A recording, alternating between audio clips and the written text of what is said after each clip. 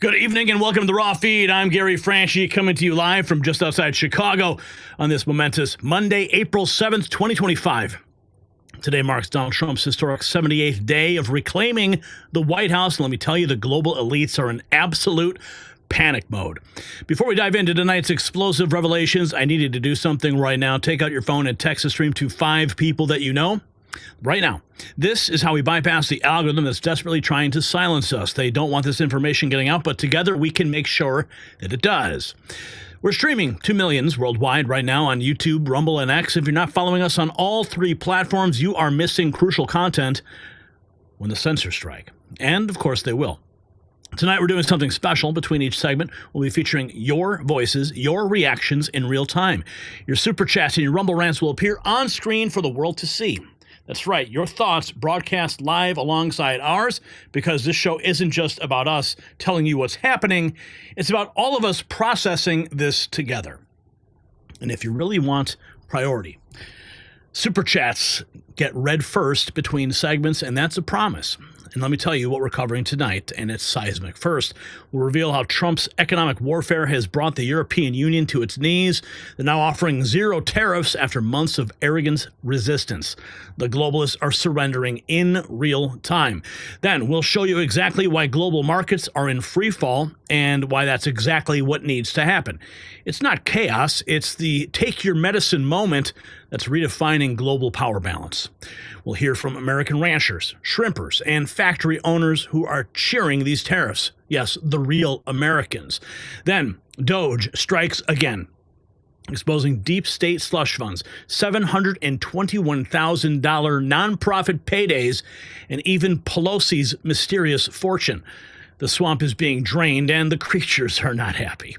We'll show you the Democrat Party's total collapse with paid protesters, media meltdowns, Obama in panic mode, and a base that's walking away in disgust. We'll explore Trump and Netanyahu's historic alliance as Israel pledges to eliminate its trade deficit and sets a global model for America First deals. And finally, Trump takes a sledgehammer to the Department of Education, blocking DEI grants, investigating gender scandals, and bringing accountability back to American schools. But listen, keeping the show on air is not easy. The powers that be would love nothing more than to shut us down, and that's why we need your support. So visit the donation links in the description. Every dollar helps keep this truth machine running. And while you're there, hit our merch shop at shop.nextnewsnetwork.com. Grab some exclusive Next News swag and show the world who you trust for your real news. And don't forget, if you want to become a member, we have launched our YouTube channel memberships with multiple levels of perks. Support the channel and receive special acknowledgement in the live chat room, plus unlock exclusive access to the Next News team, behind-the-scenes video you won't see anywhere else, as well as access to our 24/7 Discord chat room. That's where all the members hang out when we are not live. So buckle up, Patriots. This is the Raw Feed. We're bringing you the news they don't want you to have. So let's get started by welcoming you to the program. We got Savage Grammy in the house winning. We got Bella, we got Crazy King, we got Sure You, we got Nola, we've got Michelle Roderick, Scott in Ohio, we got Catherine, we got Daryl Watts, Jeremy Olson, Michael Lamb, Deborah Posthuma, we got Glenn, Carrie, Diana, Bella, Misunderstood. We've got Lisa, Patricia, Sabrina, Guitar Serenity, Carl Litz, Wendy Madison from Montana, Just Me Again in Virginia. We got Mary Cribbs, what's up? The intro is ridiculous. I'm with it from the beginning, no more intros. Mary, I made that. I made that intro. I made it for you. Just for you. And you don't like it? Come on, Mary. I don't know what to do, man. Brian, maybe we should call the show. Cancel the show. I'm out. No, I'm just kidding. I'm not going anywhere. I love that intro. We're going to play it every day. Mongoose is here. Bassface is here. Halo, Second Amendment. Rex, our Boyd is in the house. We got Lizette. Attila Ann, Cindy in Buffalo, Lynn and Sabrina, Who else is in the house here tonight? We got Sure You from Pluto loves the intro. Running Bear, don't disrespect Gary. Carol loves the intro. We got Lynn, James, Nola loves it. Jason, looking good, bro. Keep it up. Jimmy Trumps is here. Lizette, Margot S. She loves the intro. American Nana. What's up, American Nana? Barry Electronics is here. Terry. We got Janine Fratelli-Koski in Rochester, New York. One of the Fratellis are here. Tony loves the intro as well. Dr. Insomnia, Mark Bischoff, Lenore Rivas. Bryce is chiming in from the People's Republic of Maryland. Alfred is here from the Alamo city of San Antonio. We got Arlene, Pegasus. Let's see. The Next News Network. Sure You Gospel's in the house tonight. Robert Malloy. He is breaking the seal with our first super chat of the night. What's up? $9.99. Waving at Gary. What's up, Robert? Thank you for that. Love the mustache. And we've got Deanne, who has just become a member. Welcome to the family, Deanne. So what's up? We got one new member, and chat revenue is $9.99. But we got a lot of news to get to tonight. We got lots to cover. So let's get right into it, shall we? What do you think? Should we start the show? You guys waiting for it? I know you are. So let's begin.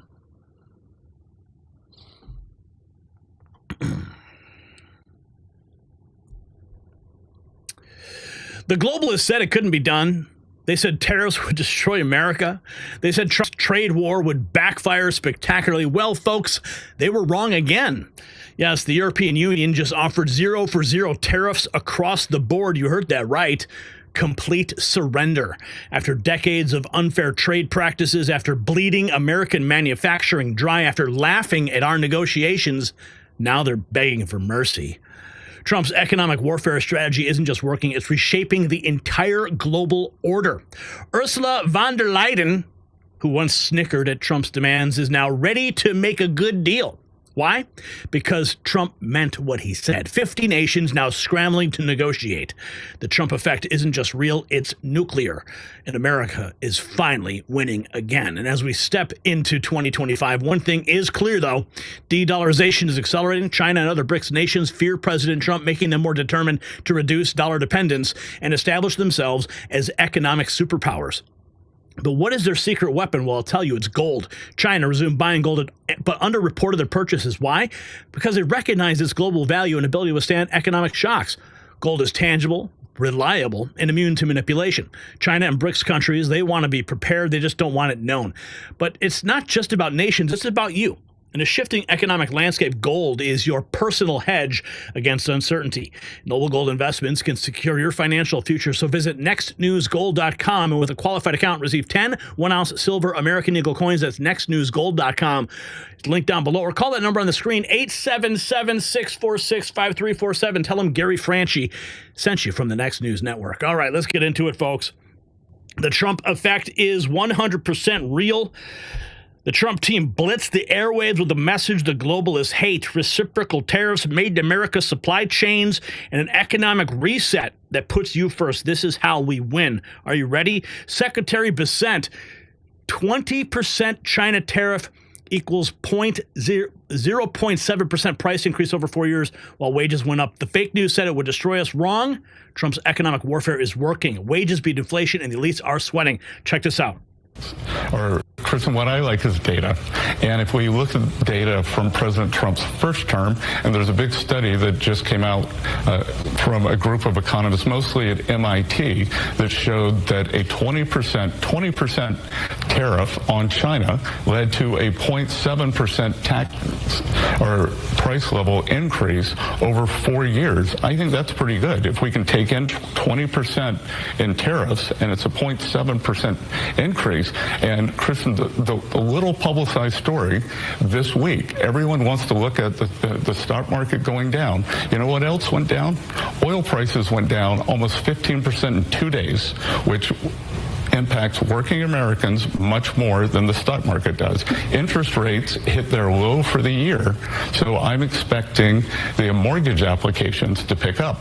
Well, just to be very clear, though, I mean, during President Trump's... Did you hear what he said? Everyone's freaking out about the stock market, but no one's talking about how oil prices went down.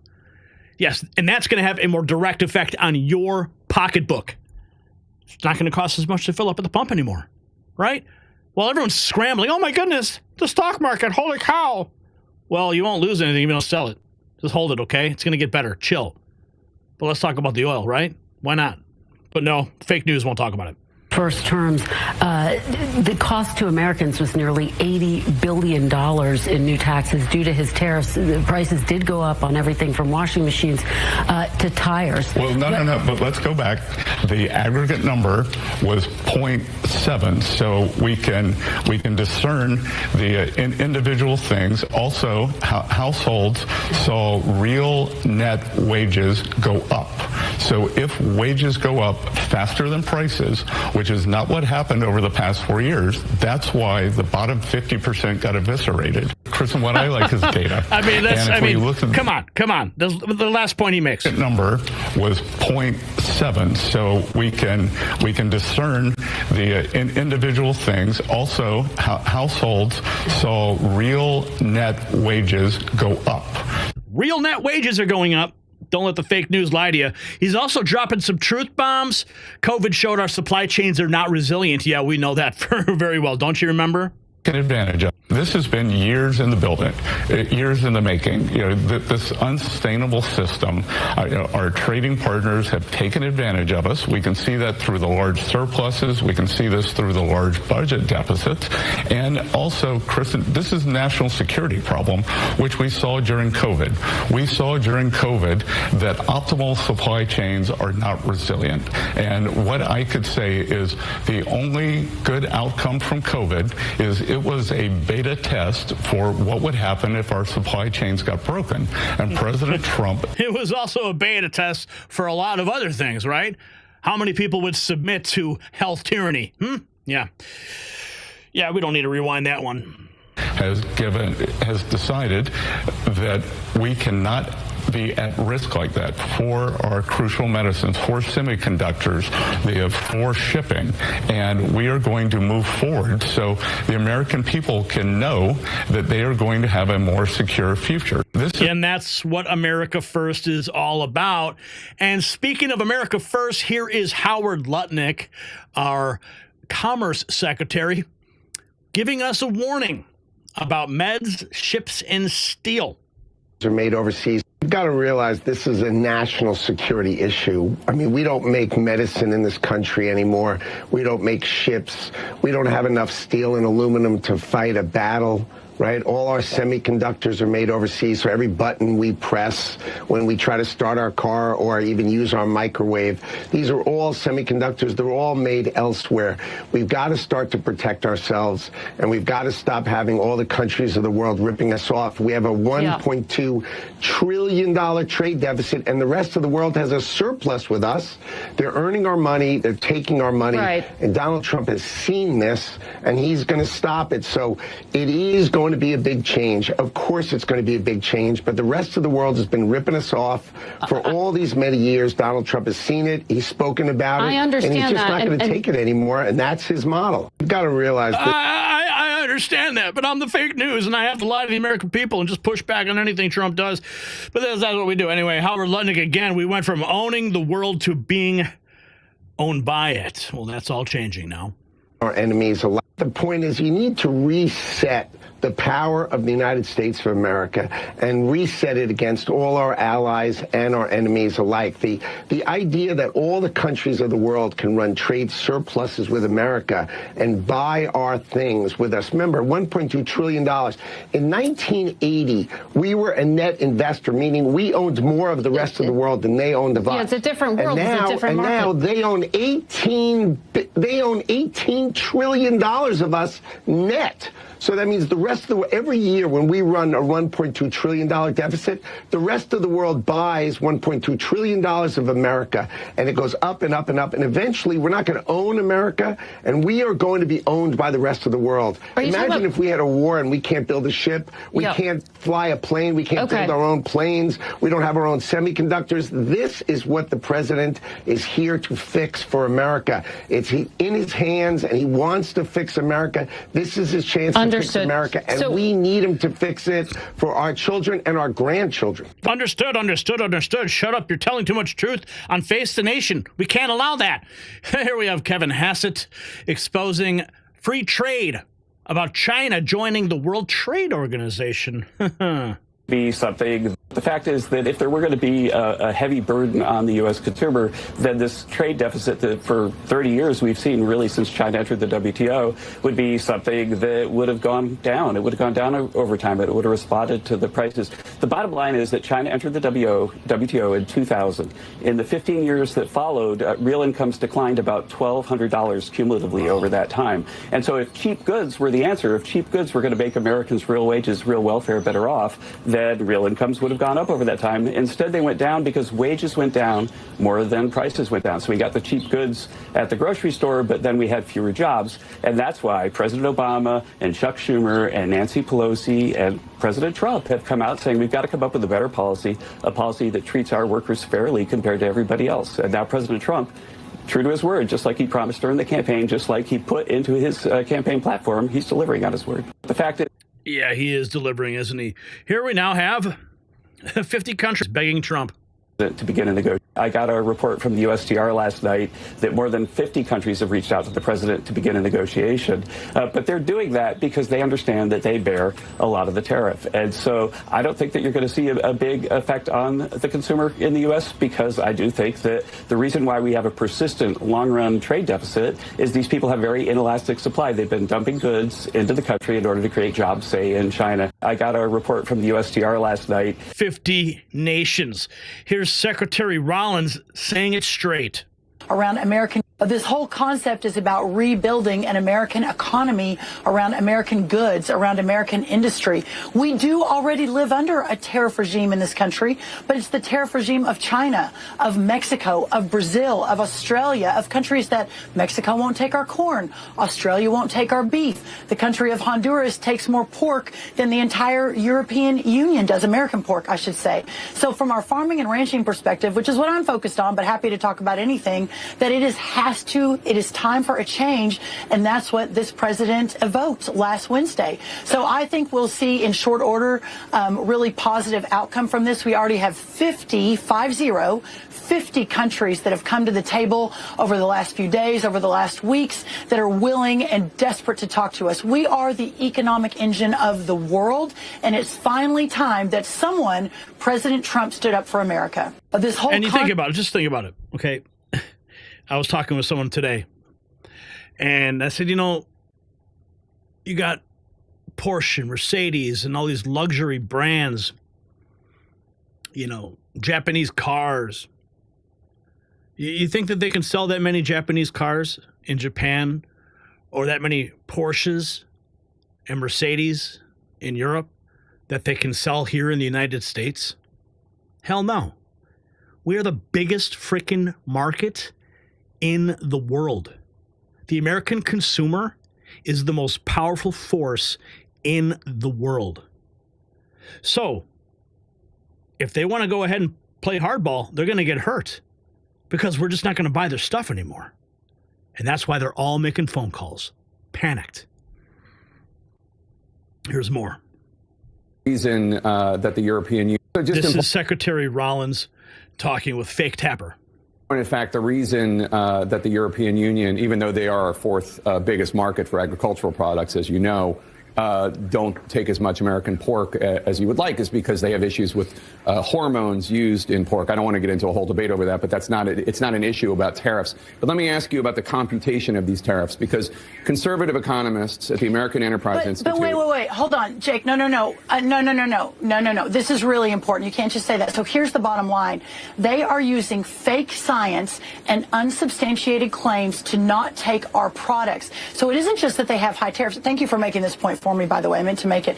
It's not just the tariff numbers. It's the way they've treated our products. Oh, sorry, we can't take your beef since 2002 because you use a certain type of feed. That's just absolute bull. It is not correct and not appropriate. Our supplies, our farmers and ranchers, we produce the safest, the most secure, the best food in the world. And so to use that for the EU to say, oh my goodness, we can't do it because of this reason, it's absolutely wrong, and it's not based on sound science. Okay. Yeah, and that's exactly true. They make up reasons why they can't import our products. Oh, we can't take it. No. Here's another one. Here's AG Rollins. Rollins dropping a nuke. 4 years. The bottom line is this. In the last 4 years, the cost of inputs for our farmers went up 30%. In the last 4 years, we had an agriculture export deficit that increased from zero when President Trump left to $49 billion. Our farming and our farmers and ranchers are hurting.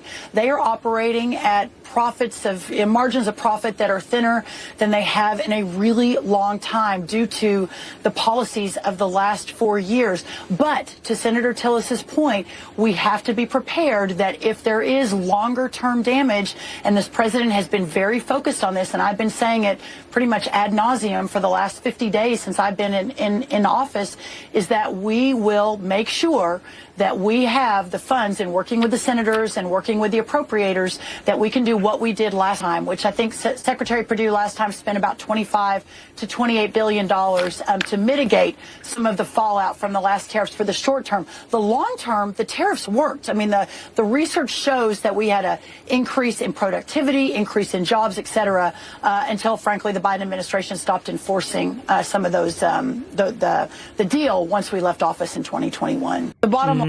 Because that's what they do. They want to see us kneel to the globalists, so that's not happening anymore. Here we have more. This is Pam Bondi. Majority of the president is going to comply with the law. He was overwhelmingly elected by an overwhelming majority of the United States citizens to be our commander-in-chief, and that's what he's been doing. Shannon, just since January 20th, we've had over 170 lawsuits filed against us. That should be the constitutional crisis right there. 50 injunctions. They're popping up every single day, trying to control his executive power, trying to control where he believes our tax dollars should be allocated. And saying he won by an overwhelming majority is so important because that's what the American people want. What President Trump campaigned on and what he won on. And he's implementing that agenda at a rapid speed. None of us can keep up with him every single day. And so it's just, we're going after all of these lawsuits. We're defending them all. We just got a great win and we'll continue to fight. The president is going to... Oh, we're not going to stop fighting. Here is Peter Navarro. And I think we need American people to understand, and I think many of them do, why we have to do what we're doing. $1.2 trillion trade deficit. We've exported $18 billion worth of our wealth since China joined the WTO in 2001 by running these trade deficits.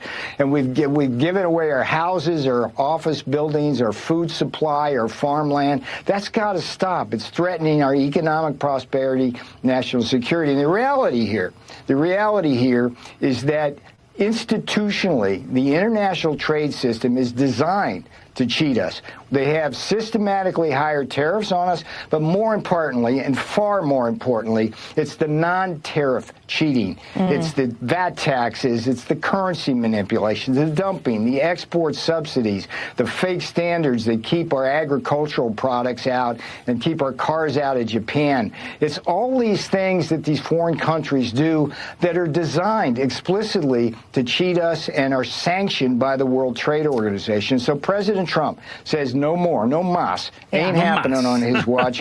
And that's where we're headed. We're heading towards a strong America that makes things again. Yeah, I think America's going to make things again. Here's Stephen Miller talking about American cars. And we're more. The United States is 36% of global consumption, and we're more than 25% of the world's economy. Just the United States alone.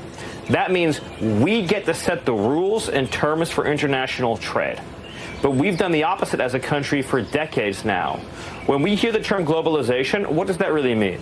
It means taking America's wealth and shipping it to foreign countries. So all the factories that used to be in America are now in China, Cambodia, Thailand, Vietnam, Canada, Mexico, parts of Africa, India, Europe, Japan, Korea. You know where they're not? The United States of America.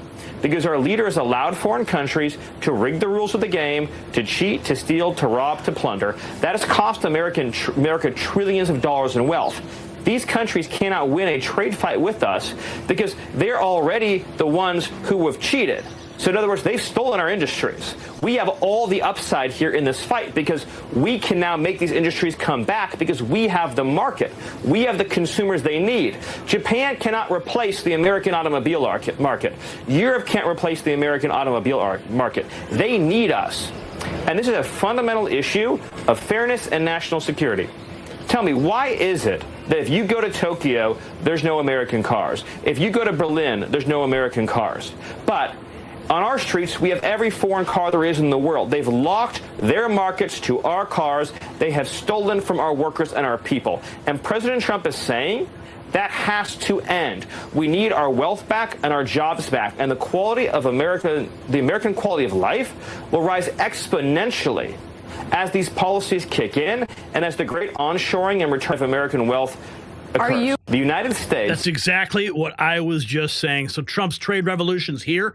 They said tariffs would destroy us. Instead, we are rising, wages up, jobs back, the world's bending, America wins. Follow Next News Network, the only White House credentialed outlet telling you the truth. Yeah, there's me outside the White House. Yeah, how cool is that? Oh, and by the way, yeah, we got some serious winning going on. Did you hear this? It's just breaking news. We're getting some breaking.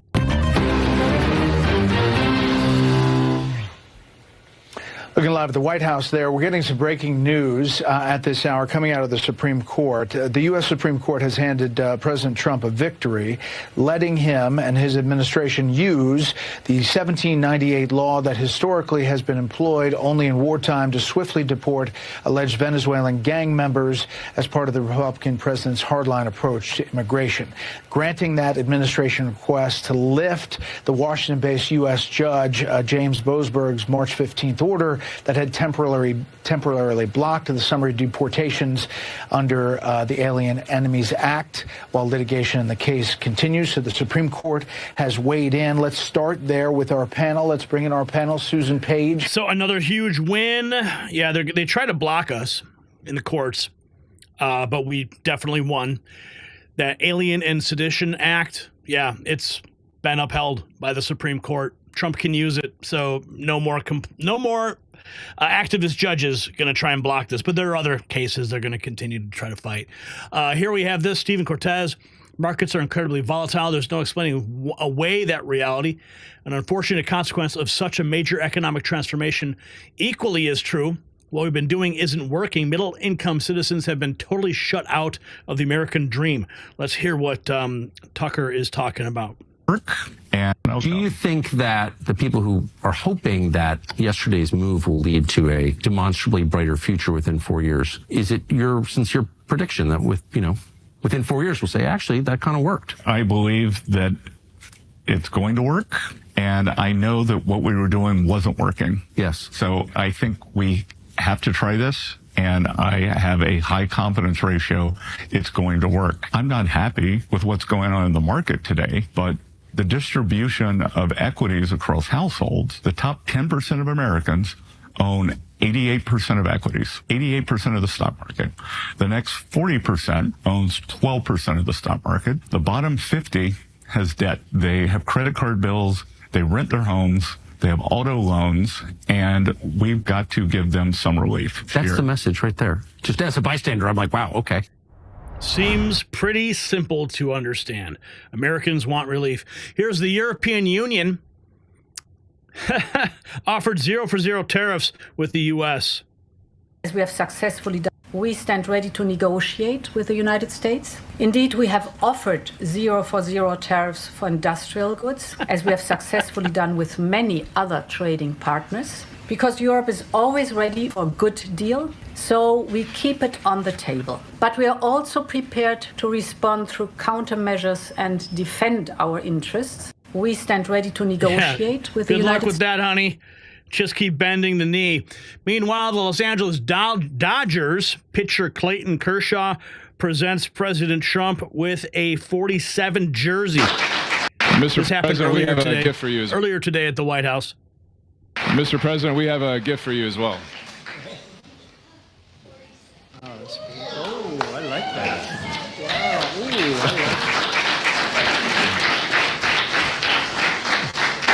that. Come on, Mark. Oh, they're going to move it.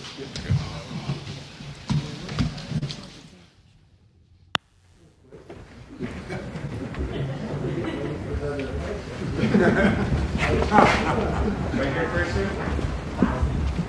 3, 2, 1. Thank you.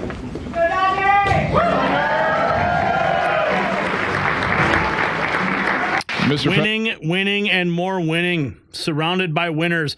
President Trump welcomes the World Series champs 2024 at the White House. Here's more. Very special.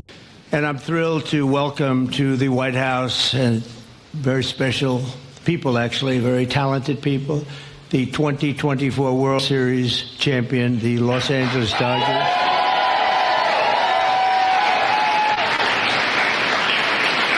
And I'm thrilled to... Feels good to be surrounded by winning, doesn't it?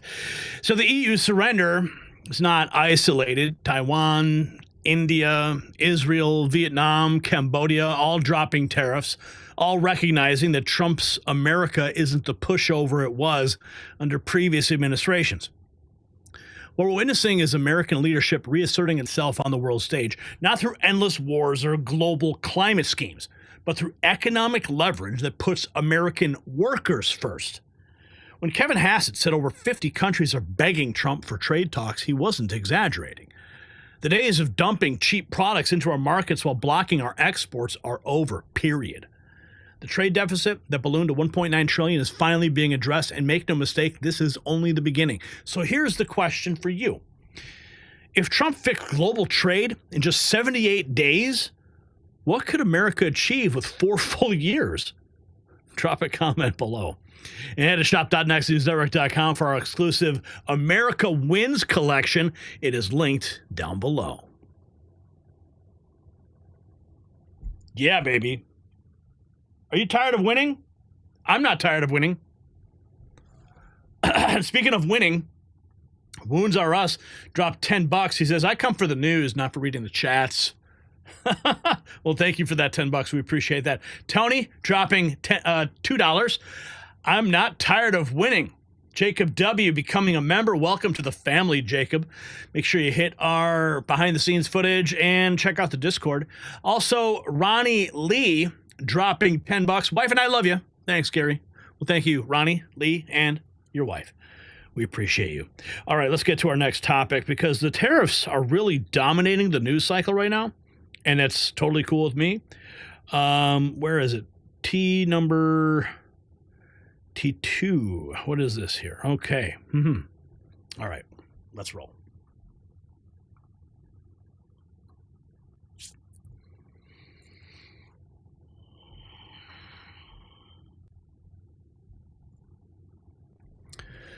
The Australian stock market just lost $160 billion in 15 minutes.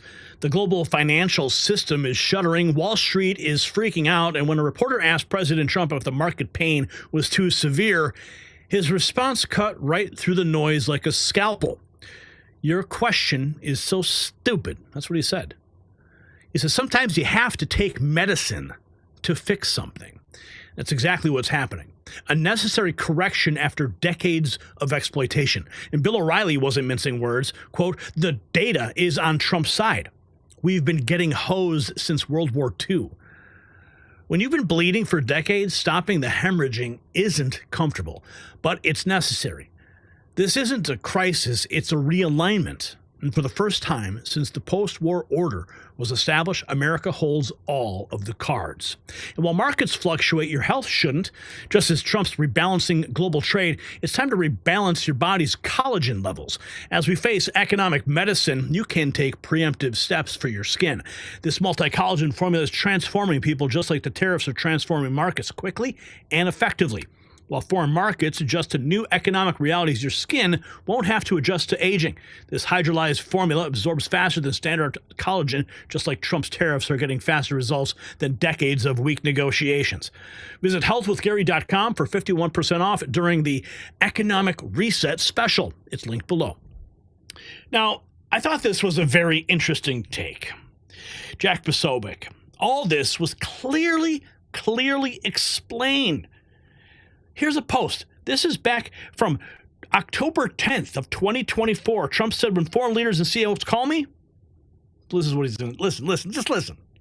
America plan is, so we will build this policy, and it's called Build It in America plan. It's Build It in America because when foreign leaders and CEOs call me up to complain about our tariffs, my answer will be very simple.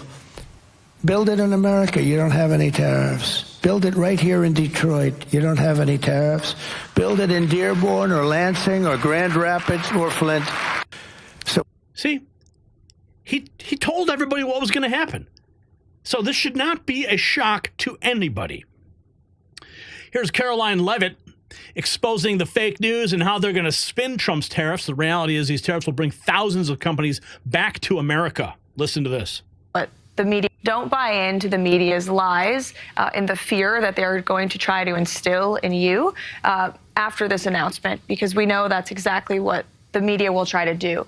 The president is looking out for the average American worker who has been ripped off by the elite political class for decades.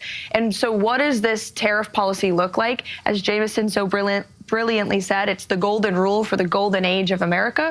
We're finally going to be treated the way we're going to treat other countries, the way that we've been treated for too long. The president's going to put American workers first. But what does it look like? Think about your hometown where you grew up, in the heartland, in middle America, factories that have been abandoned, workers who have been put out of jobs, drug addicted generations of children and of families because there aren't good industry here at home. There is not good industries here at home in their hometowns. The president wants to restore that prosperity and that wealth, more money in people's pockets. The media will also continue to talk a lot about. Don't buy into the media. So, I mean, who can really argue against more money in your pocket, more jobs for American workers, getting people off drugs and into actual jobs that pay money and can support a family, so people don't have to drown themselves in alcohol and drugs because they're freaking losers?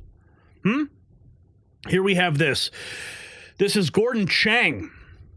Trump's China tariffs could defeat them economically. Check this out.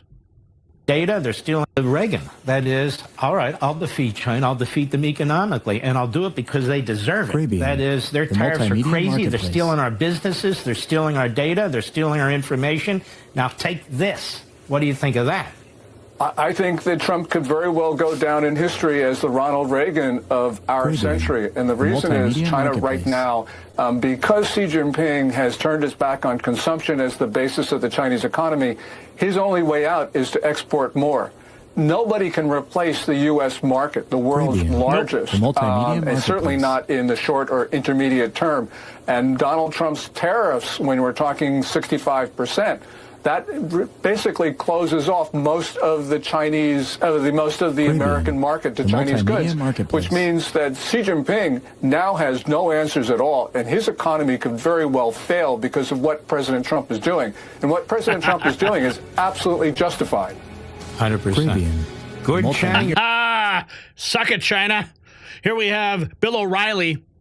He says the data is on Trump's side. We've been getting hosed since World War II. Let's listen to Bill. The data is on Trump's side. We have been getting hosed since World War II by the trade imbalance. And the reason that's been overlooked by most presidents, two reasons. Number one, way too complicated, way too risky to get involved with it. So you can do what Biden and Obama did, was just ignore it completely. In the first term, Trump tried a little, but the numbers are staggering. And the best part of Trump's speech today was that he said, if you go to Japan or South Korea or China or Germany, you're not going to see any American cars because they won't let them in. Now, you can get a little chart and say, oh, it's not 40%, it's really 8%. But the regulations that these people put on American products to get in makes it impossible. And then some European nations slap a VAT tax on there. That doesn't come under the tariff umbrella. There's no spin there, that's for sure. Let's keep going, man. Let's keep racking up these wins. Here's President Trump on Air Force One. I love these hits, man. One day I will get on Air Force One. I'll be in that room. I can't wait for that moment. It'll come. Hang on. Let's watch. And I've spoken to many countries. They all want to do, just so you understand the power of what I'm doing, every country is calling and being very solicitous of us. Very, very nice. They're being very nice. And we have to be able to justify. This is not sustainable. The United States can't lose $1.9 trillion on trade. We can't do that and also spend a lot of money on NATO in order to protect European nations. We cover them with military, then we lose money on trade. The whole thing is crazy. And I got elected on that basis. We explained it. You know, the American people understand it a lot better than the media. But the media understands it. And much of the media writes correctly about it, I must say. But we have to correct a lot of it, though, President.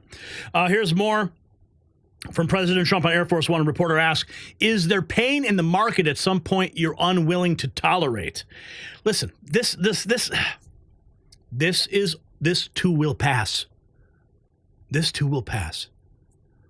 And there pain in the market at some point you're unwilling to tolerate this idea of a Trump put? Is there a threshold? I think your question is so stupid. I mean, I think it's I don't want anything to go down. But sometimes you have to take medicine to fix something.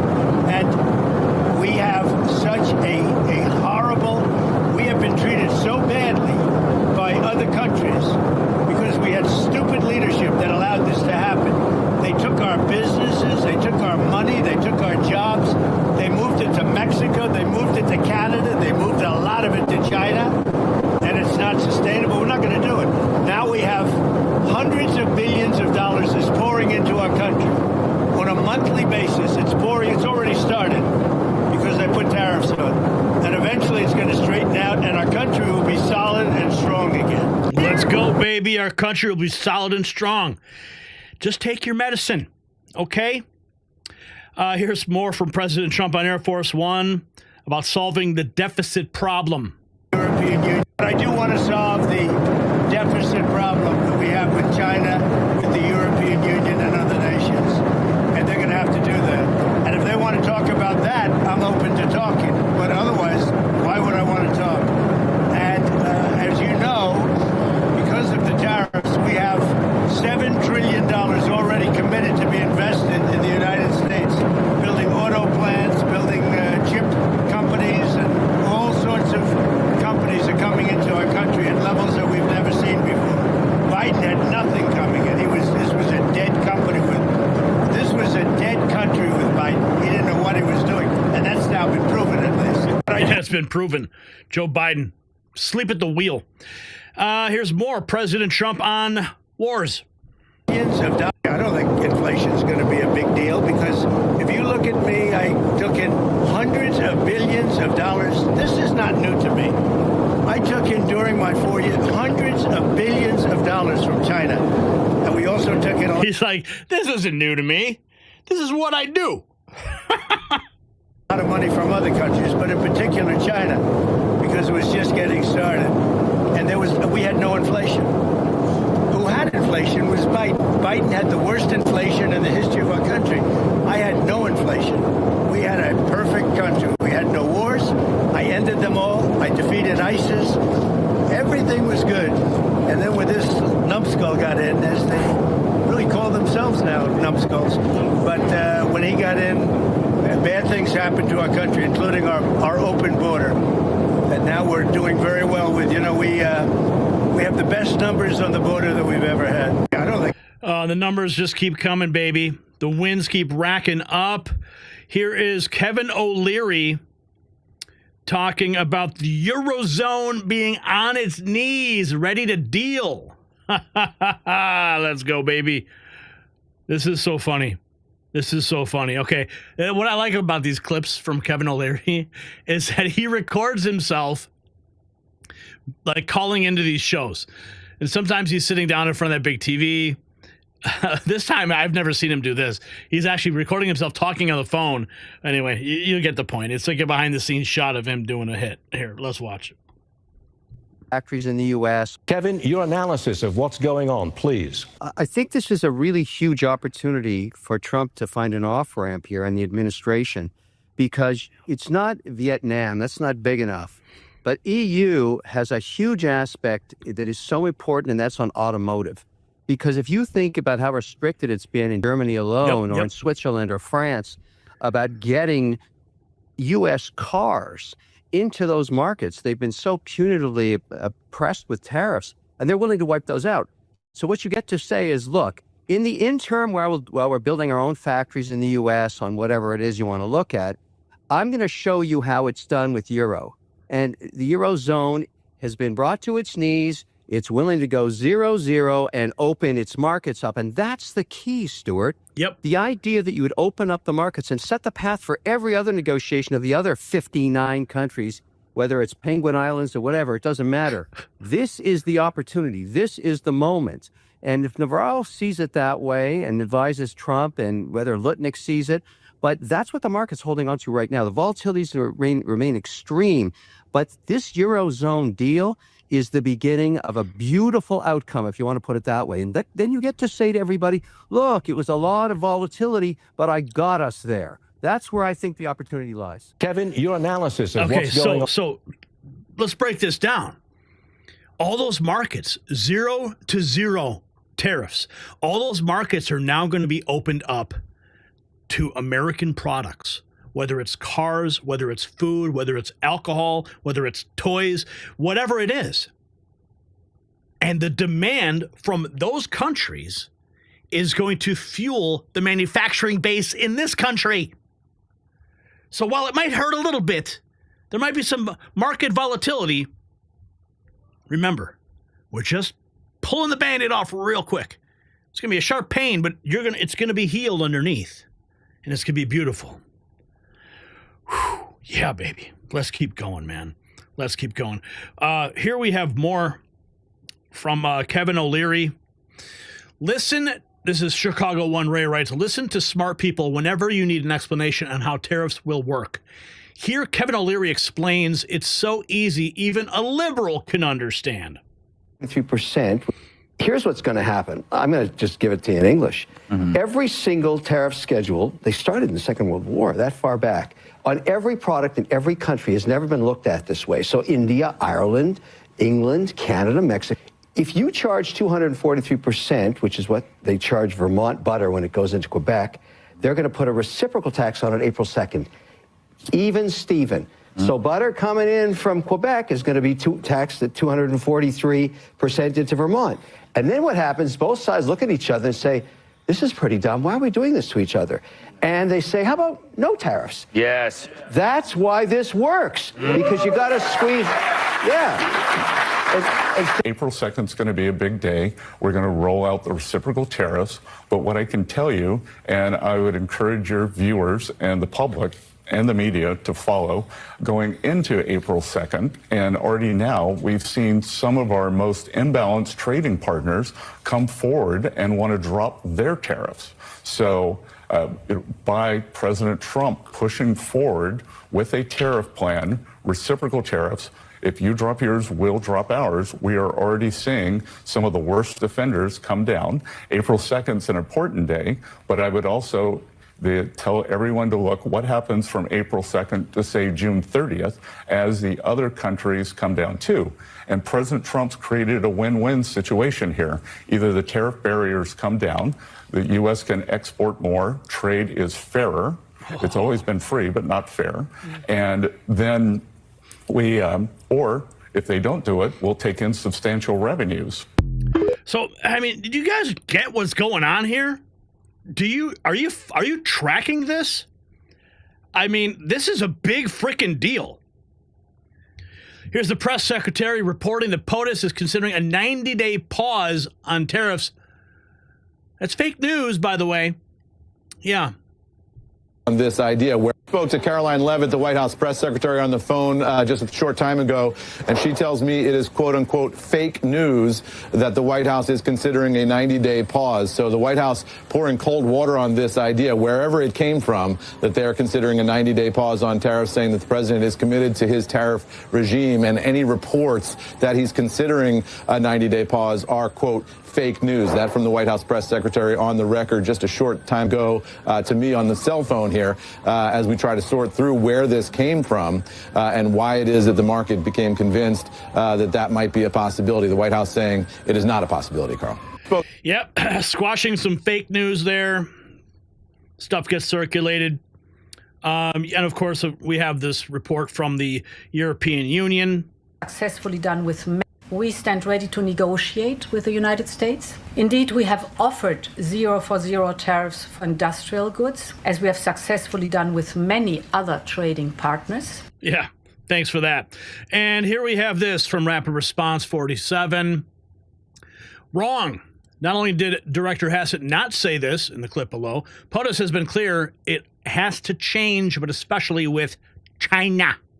Overnight from. Will you do a 90-day pause? Would you consider that? Or Bill, yeah, you know, I think that the president is going to decide what the president's going to decide. There are more than 50 countries in negotiation with the president. We've got the Prime Minister of Israel coming today. We've had a reach out overnight from Taiwan. And but I would urge everyone, especially Bill, to ease off the rhetoric a little bit. Yeah, because it's fake news. And we just got confirmation from the press secretary as such. Let's keep going. Stephen Moore. It's also true these other countries have been cheating and lying. 40 or 50 years. World trade lifts the boats of everyone, and no country has benefited more from the last 40 or 50 years of free trade than the United States has. But it's also true that these other countries have been cheating and lying. Listen, I want to make sure that your viewers understand something. The reason that we've had a trade deficit in terms of goods is because we are importing capital from the rest of the world. It's just a mathematical equation. We're the best place in the world to invest in. Foreigners have to bring capital into the United States, and the only way they can do that is if we buy more from them than they do from us. But the trade deficit is not the problem. The problem is their tariffs are up here, ours are down here. Trump has the moral high ground here, and I'm going to say it again. All that has to happen to stop this is for these foreign leaders to get on the phone and say, let's negotiate. We'll bring our tariffs down, which would be better for everyone. Stuart, I feel like pulling my hair out. No. You know, I just had this this flash of Obi-Wan Kenobi fighting with Anakin Skywalker. I have the high ground, right? Okay, anyway, sorry. I don't know if that was appropriate or not, but it is what it is. What else do we got? For the first time in 4 years, crude oil prices have dropped under $60. Look at that. Look at that chart, baby. Yeah, they're not talking about that on the news, are they? No, but you're going to see that at the pump real soon. Taiwan also, we got this, agreed to drop all tariffs on the United States, joining India, Israel, Vietnam, and Cambodia, who also intend to zero out their tariffs. Winning, baby. Winning! So I got a report from the USTR last night that more than 50 countries have reached out to the president to begin a negotiation. But they're doing that because they understand that they bear a lot of the tariff. And so I don't think that you're going to see a big effect on the consumer in the U.S. because I do think that the reason why we have a persistent long-run trade deficit is these people have very inelastic supply. They've been dumping goods into the country in order to create jobs, say, in China. I got a report. So, folks, this is what's happening right now. President Trump told us it would happen. The phones are ringing off the hook at the White House. And Kevin O'Leary said it perfectly. The Eurozone is on its knees and ready to deal. This is the blueprint for global restructuring. Nations that played fair they will thrive. Those that cheated will suffer until they course correct. Meanwhile, oil prices just dropped below $60 for the first time in 4 years, a direct benefit to American consumers amid this reset. The globalist business model is disintegrating in real time. Remember the Restoration Hardware CEO watching his stock price collapse on the live TV? That's the face of realization. The free trade ride is over. The free ride is over. The parasitic relationship where foreign manufacturers feast on American markets while blocking American exports in their own countries is finished. Does America have the stomach to see this economic revolution through? That's the question. Or will we cave to establishment pressure and return to the failed status quo? I think you know the answer to this. And show your support for economic sovereignty with our Next News gear. It's available at shop.nextnewsnetwork.com, linked down below. Okay, let's see what we got here. Andy Fox, he's like, hey, he says, I'm showing this to my bro. I think I got him hooked. What's up, Andy Fox's bro? And then we got Tom B420. Thanks, Gary. N3 Army for life, $10. We're now at $33.99. And Jacob W. has become a member as well. Welcome to the family, Jacob. Are we going to hit $50 today? We're almost there. Let's keep going. And, okay, fine. Yes. I'll go there. Okay, see, there we got Kimmy USA gas, $2.89 a gallon, $3.69 a dozen eggs. Happy hour has begun, says Nancy Pelosi's liver. Well, pour one out for me, would you? All right. Dr. T, Gary, needs to be explained that we, the consumers, have been paying these taxes all along. It's part of the cost of the products plus sales tax on top of the inflated prices. Invest in top 10 U.S. companies and foreign companies export. Keep the pedal to the metal. Dictum factum. Let's see. $2.19 a gallon in Florida. Why don't you guys go ahead and sound off in the comments what gas prices are like in your neck of the woods. That would be a really cool thing to see in this chat room. Very cool. Gas will adjust very quickly. Watch the next few weeks. In 100 days, Trump has spoken to the press more than Biden did in 4 years. Ronald D. All right, let's go to our next topic. And we're going into topic 3 this evening. Okay. The support is absolutely real.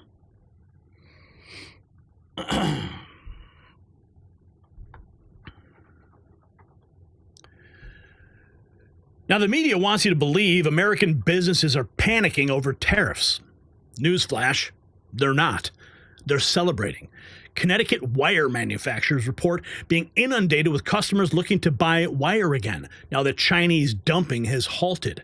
Fourth-generation Louisiana shrimper, A.C. Cooper, he said it bluntly. He said, quote, "We've been suffering for over 20 years. This country can't feed itself anymore." That's not hyperbole. It's national security. Arizona cattle ranchers revealed the shocking truth. Quote, "We have zero sales in Australia right now, none. Yet they sell billions into the U.S. American producers have been locked out of foreign markets while their goods flood ours. And now those days are over. From beef to wire to shrimp, American producers aren't asking for handouts. They're demanding fair access, and Donald Trump is delivering. And just as American businesses are roaring back to life under Trump's policies, your body can experience the same resurgence. Just like our ranchers and factory owners who've been suffering from unfair competition, your body battles inflammation and pain from unfair biological processes. Chuck Norris discovered that at the age of 84. He could regain the strength and energy of his 50s by addressing just 3 health saboteurs. While Trump removes trade barriers for American businesses, Chuck Norris removes health barriers from your body. Our ranchers deserve fair treatment in global markets, and you deserve to feel your best. Watch Chuck's method at chuckdefense.com/next. You'll find it linked down below. And we thank Chuck Norris for sponsoring the Next News Network. Let's go. Here's an Arizona cattle rancher. This is his story. Out in Aguila, Arizona, you have to watch for cattle. Brian Dagenal is a third-generation Arizona rancher. These are all Hereford cross cattle. The black ones are showing the Angus more, and the red ones are showing the Hereford more. His cattle ranch produces enough beef to feed 4,000 families a year, but that number could be a lot higher. What we would like is to have access to these foreign markets. Cows like the ones behind me will be steaks in a year, and Dagenal says if Trump's tariff plan works, ranchers like himself will be able to sell those steaks in international markets that right now they just don't have access to. Australia ships a lot of beef into the United States, and that's fine, but they won't let our better cuts go into Australia. We have zero sales in Australia right now, none. And they sell billions of dollars in the United States. Even with the stock market dip. I am a Trump supporter. Dagenal wants people to be patient with President Trump. You just need to let this guy work for a minute and see what it's the art of the deal. We got to let him negotiate. He's been negotiating well for the American people before. I think we give him a chance to do it again. Pretty soon they will be eating American steaks in Australia. Here is President Trump on Air Force One talking about, speaking to leaders of tech companies around the world. Sir, have you talked to any tech leaders over the weekend about the tariffs? Yeah, I talked to the biggest in the world. I talked to the biggest of them all, many of them. But I've talked to, I would say 4 or 5 that are considered the biggest. They don't, you know what they said? We don't blame you. We don't blame you, President Trump. Here's a Connecticut business leader supporting President Trump's tariffs. Cars incoming, not going to jack prices up. We're going to keep them, right where they are. We have plenty of inventory on ground. We got cars incoming. And more than just holding the line on prices, Orsini said he sees the need for Trump's tariffs, which the president says are a way to help rebuild America's industrial base, including the auto industry. You drive up to Michigan or go to these places where, the American cars were being built years ago. It's very dead up there now. A lot of empty buildings, a lot of empty factories. We didn't have to go all the way to Michigan to find a manufacturer hurt by foreign competition. The president of Taconic Wire in North Branford told us her family business, which produces stitching wire for a range of industries, has lost clients to China for years, and they're already seeing a turnaround. We've actually been inundated with our customers calling in now, looking to buy wire from us once again, now that the tariffs have gone into effect. Other businesses we spoke to echoed that sentiment to buy American. Dave Rutigliano is a Republican state legislator. He also operates a string of bars and restaurants across the state. Most of our products we use here are from the United States. Rutigliano said the biggest drag on his business has been inflation, which he holds Democrats like former President Joe Biden responsible for. That has had a bigger effect on all of our prices, more than we anticipate with tariffs. Not going to jack prices up. We're going to keep them, right where. Joe Biden's inflation is what really hurt this country the most. Here we have a 5th-generation cattle rancher, Steve Lucy. He says, I think at this point, we should be all in on what's happening. So I think at this point, we should all be all in on what's happening. I mean, we had 4 years of a lot of mischief and sluggish economy and everything else and a lot of fake money. So we have to deal with a little bit of pain to have some gain, right? And I think we're going to have to just do that. I think, this shrimper guy was interesting to me. I loved hearing that because our industry is the same. We have the lowest beef herd that we've had since 1950. And that is because so many people have gotten out of the industry over the years. And if we would have had this fair trade and our marketing would have been better when we could have exported more of our beef, I don't think we would have lost all these farmers and ranchers. And that's going to take some time to rebuild. Do you guys see what's on the horizon? Take some time to rebuild. Imagine where this country is going to be in 3 months, 6 months, a year, 2 years. Oh, it's going to be so glorious. Let's keep going. Here's more. Here's a 4th-generation Louisiana shrimper. Bag Look, we got all kinds of shrimp. Suffering for over 20 years. A little bit more suffering is not going to hurt us. Bring it back. This country can't feed itself. This country can't sustain its own way of life. If we get in a war with China, one of our big importers, if we get in a war with China, how in this country is going to feed this country? How are we going to feed the people of this country? The farmers, they're taking the big lick. They're not farming. The fishermen, you're taking us out. Where's your food going to come from?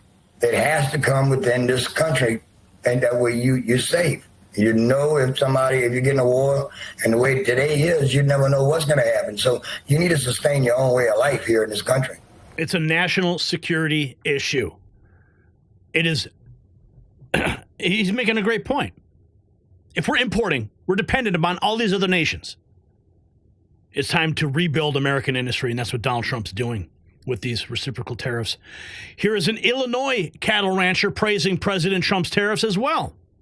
A little bit worried about. Well, first I want to start with this industry is in a unique position. While other people in agriculture may be a little bit worried about the tariffs, people like Alan Adams here who run this cattle farm are uniquely positioned because, again, as you said, this will level the playing field. So tell me how you're feeling at this moment.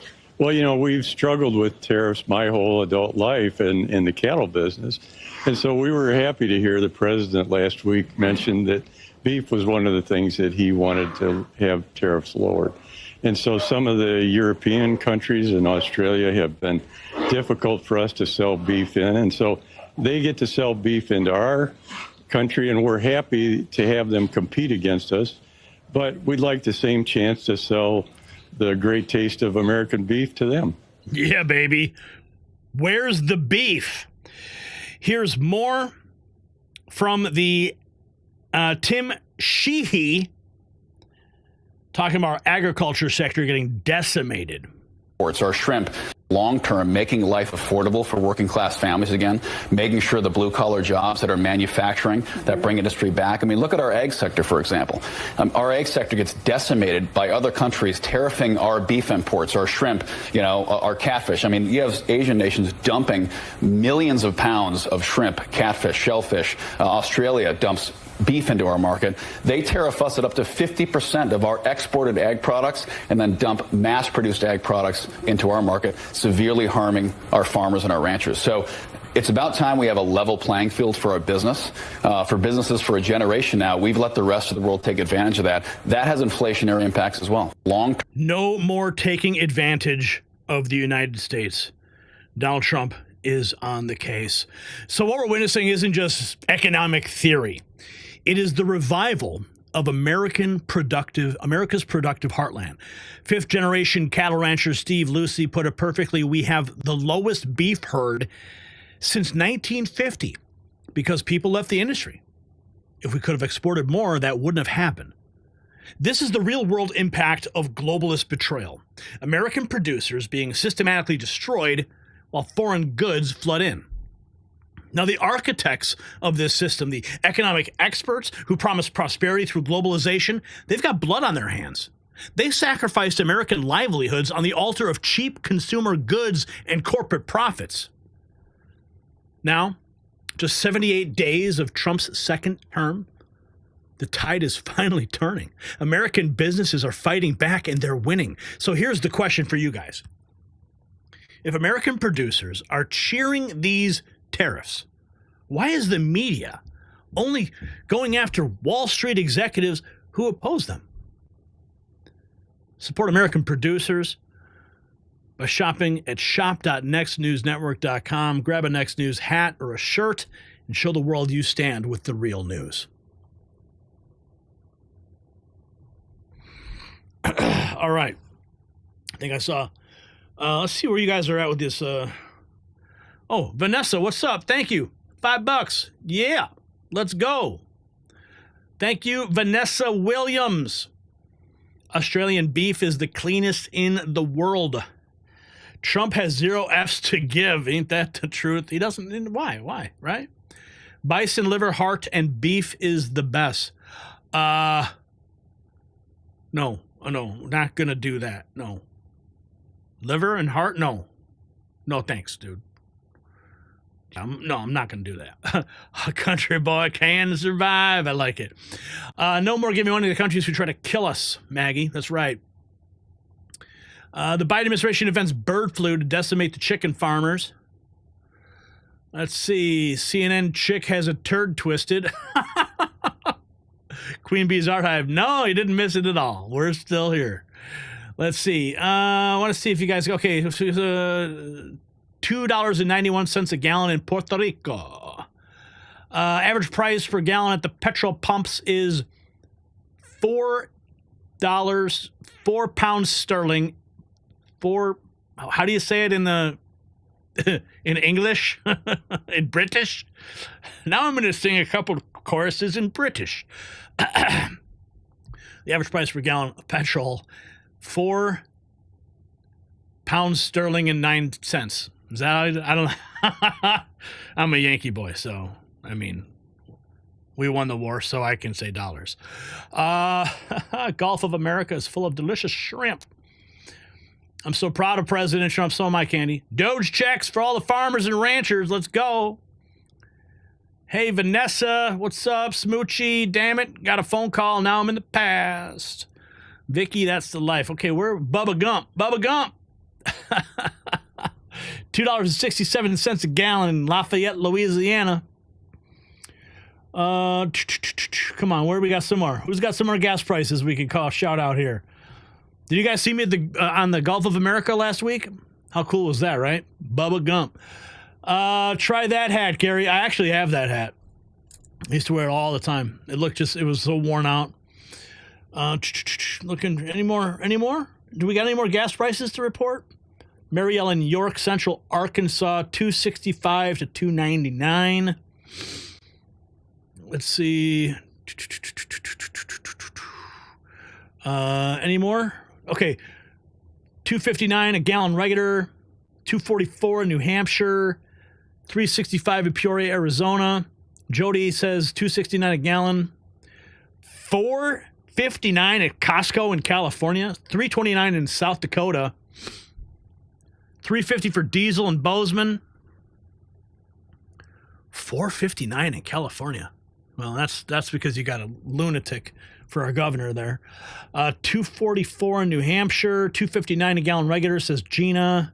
Tacoma, Washington, $4.99 a gallon. Oh, man. Well, again, you guys are on the left coast there. $3.29 Wilkes-Barre. Who else? Born to be Free, that's $6. Okay, so Born to be Free, doing the conversion for us, $6.35 U.S. a gallon in Britain. Gary, my favorite way you say that. What did I say? Kentucky, $3.22 a gallon. And $3.24 for diesel. Still over $5 in California. God. $3.01 in Florida. Blessed Mess paid $3.28. Oh, man. $4.29 in Seattle. $2.69 in Florence, South Carolina. $2.49 Middle Tennessee. $3.97 in Washington. $3.49 West Pennsylvania. $2.99 in Fort Worth. Prices have gone up, not down. Give it time, Steve. Give it time. I mean, we just had a huge dip in the market, so it's going to happen. Wow. $3.99 Costco on the Big Island of Hawaii. Oh, someday I want to get on the Big Island. Interview Ken Hovind. I would love to. He's awesome. He's awesome, man. They did him dirty, too. Okay. I was not in St. Pete or Sarasota. I was on Captiva Island. That's where I was. $2.79 in Effingham, Illinois. $4 in California. $2.89 South Jersey. Chino, why is no one in prison yet for the corruption? Yeah, I know how you feel about that.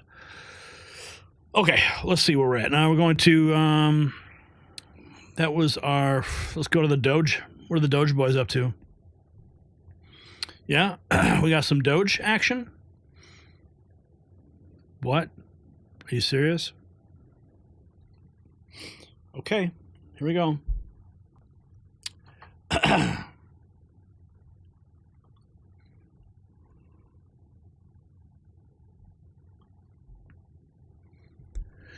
The Department of Government Efficiency is ripping the mask off Washington's most sacred cows, and what's underneath is going to make your blood boil. A Minnesota food bank CEO quietly paid herself, you ready for this, $721,000 annually while claiming to feed the hungry. Her executive team also pulling down over $300,000 each off your tax dollars, all while crying about hunger in their communities. San Francisco, wait till you see this. They built a public toilet for $1.7 million. No, not a hospital wing, not a school, a toilet. Doge uncovered the United States Institute of Peace funneling money to terrorist-linked organizations through private accountants. They even delayed Doge's investigation by a full day. Meanwhile, Nancy Pelosi somehow amassed $246 million on a $174,000 salary, a feat that would require 3,367 years of congressional service if done honestly. Oh, we've got the receipts. And while Doge exposes government waste that causes taxpayer pain, there is a solution for your physical pain that doesn't waste your money. Just as Trump's efficiency team is uncovering financial remedies, Dr. Josh has uncovered a turmeric extract that's 200 times more powerful than standard turmeric. The government slush funds that were hidden from you are like the pain mechanisms hidden in your body. Both need to be exposed and corrected. Now, this formula attacks inflammation at its source, just like Doge attacks government waste at its source. Don't settle for temporary relief while paying more. Visit goldenrevive.com/NNN for true relief. Check this out. You want to see what a $1.7 million toilet looks like? Man, I would love to take a dump in this one. And on the outside, that Tuesday, I went to this famous public bathroom in San Francisco to go pee. The bathroom is famous because in 2020, when the city announced it, they said they planned to spend $1.7 million to build it. The bathroom is literally just one toilet, a trash can, a diaper changing station, and a light. And on the outside, there is a very simple sink with no mirror, and the entire bathroom is made out of cinder blocks. But for some reason, the city said they need to spend $1.7 million to build it. $1.7 million, by the way, is actually more than this fourplex costs in the same neighborhood that, guess what, has 7 bathrooms. Tuesday, I went to this famous public bathroom in San Francisco to go. So this is the famous public bathroom in San Francisco that costs $1.7 million. Can you, any of my contractor friends watching right now, can you tell me how much that would cost? I mean, what could possibly cost that much? Is it some specialized plumbing? Is it the environmental regulations they have to comply with in San Francisco? I mean, you know, if there's one place I would want to take a dump, I would take a dump there. Just to say, I took a dump in a $1.7 million toilet. Okay, I digress. But seriously, folks, this is ridiculous. And even more ridiculous, we've got this. Doge uncovers U.S. Institute of Peace funding multiple terrorist organizations, paying private accountants to handle outside money, creating slush funds, and more with your tax money. The United States Institute for Peace managed to delay for one day Doge coming in to investigate them. Really? Delay for one day? I bet those shredders were working overtime. Let's listen to the older millennials' take. With technology. Y'all remember when the United States Institute for Peace managed to delay for one day Doge coming in to investigate them? Well, we recently discovered what they did during that 24 hours. Well, the very first thing they did was delete an entire terabyte of data that linked them to payments to not only Taliban leaders, not only Iraqi leaders, but also leadership from Al-Qaeda. Now, thankfully, those kids that Doge has working for them, yeah, they're a little bit better with technology than the people at the Institute for Peace. And they were able to recover 99.9% of the data. So now we have a record of the United States Institute for Peace funding those 3 terrorist organizations. With your money. They also found that the management of the United States Institute for Peace, yeah, they were funneling money into a little slush fund they had. A fund that was mainly used for private events and private air travel. You know, can't have these people flying commercial. No, they were booking private planes. And to make sure this money avoided as much congressional oversight as possible, even though they had a full staff of accountants in the building, they were paying a private accountant $2.2 million to handle the outside money. Oh, yeah, and coincidentally, that accountant happened to be married to one of the board members. Y'all remember when the United States Institute for Peace met? Imagine that. Oh, and here's Nancy Pelosi. At $179,000 a year, Pelosi would have needed to be in Congress for 3,367 years. Here's Grant Cardone ripping her apart. Look at Pelosi. She's never made more than $179,000 in a year. In the books. What is she, House of Representatives? What did she make behind closed doors? What kind of deals did she make? $120 million. What? So she's worth an eighth of $1 billion, and she's never made more than $179,000 in a year. If you do the math on that, most people just don't do the math. She would have had to be in Senate 3,367 years to make that much money. When you have money like that and you're a politician, you're bought. She pays for nothing. She's allowed to do insider trading, which should be completely illegal. Look at Pelosi. She's never made more than $179,000 in a year. In the books. Wow. Nancy Pelosi's annual salary, $174,000. Her net worth, $246 million. Doge, begin the investigation. Here is a picture that's worth 1,000 words. Look at this. Look closely. Look even closer. Look even closer. Oh, what is that behind them? Oh, how nice. They're tents provided by USAID. Let's keep going. We got some Doge info coming in hot. Good work by USIMLS and Sonderling 47, canceling $225 million in wasteful DEI grants for $15 million in savings, including $265,000 for Queens College, New York, to research why biopic teens read Japanese comic books.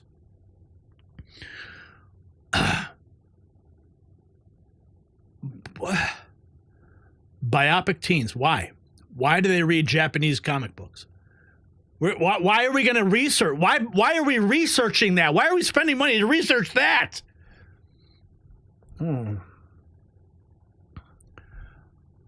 Okay. $250,000 to erect LGBTQ plus historical markers across Ohio. Like, I'm not even going to go there. I'm not even going to try to imagine the history made at certain locations and what God knows they were doing there. Oh my goodness, there's more.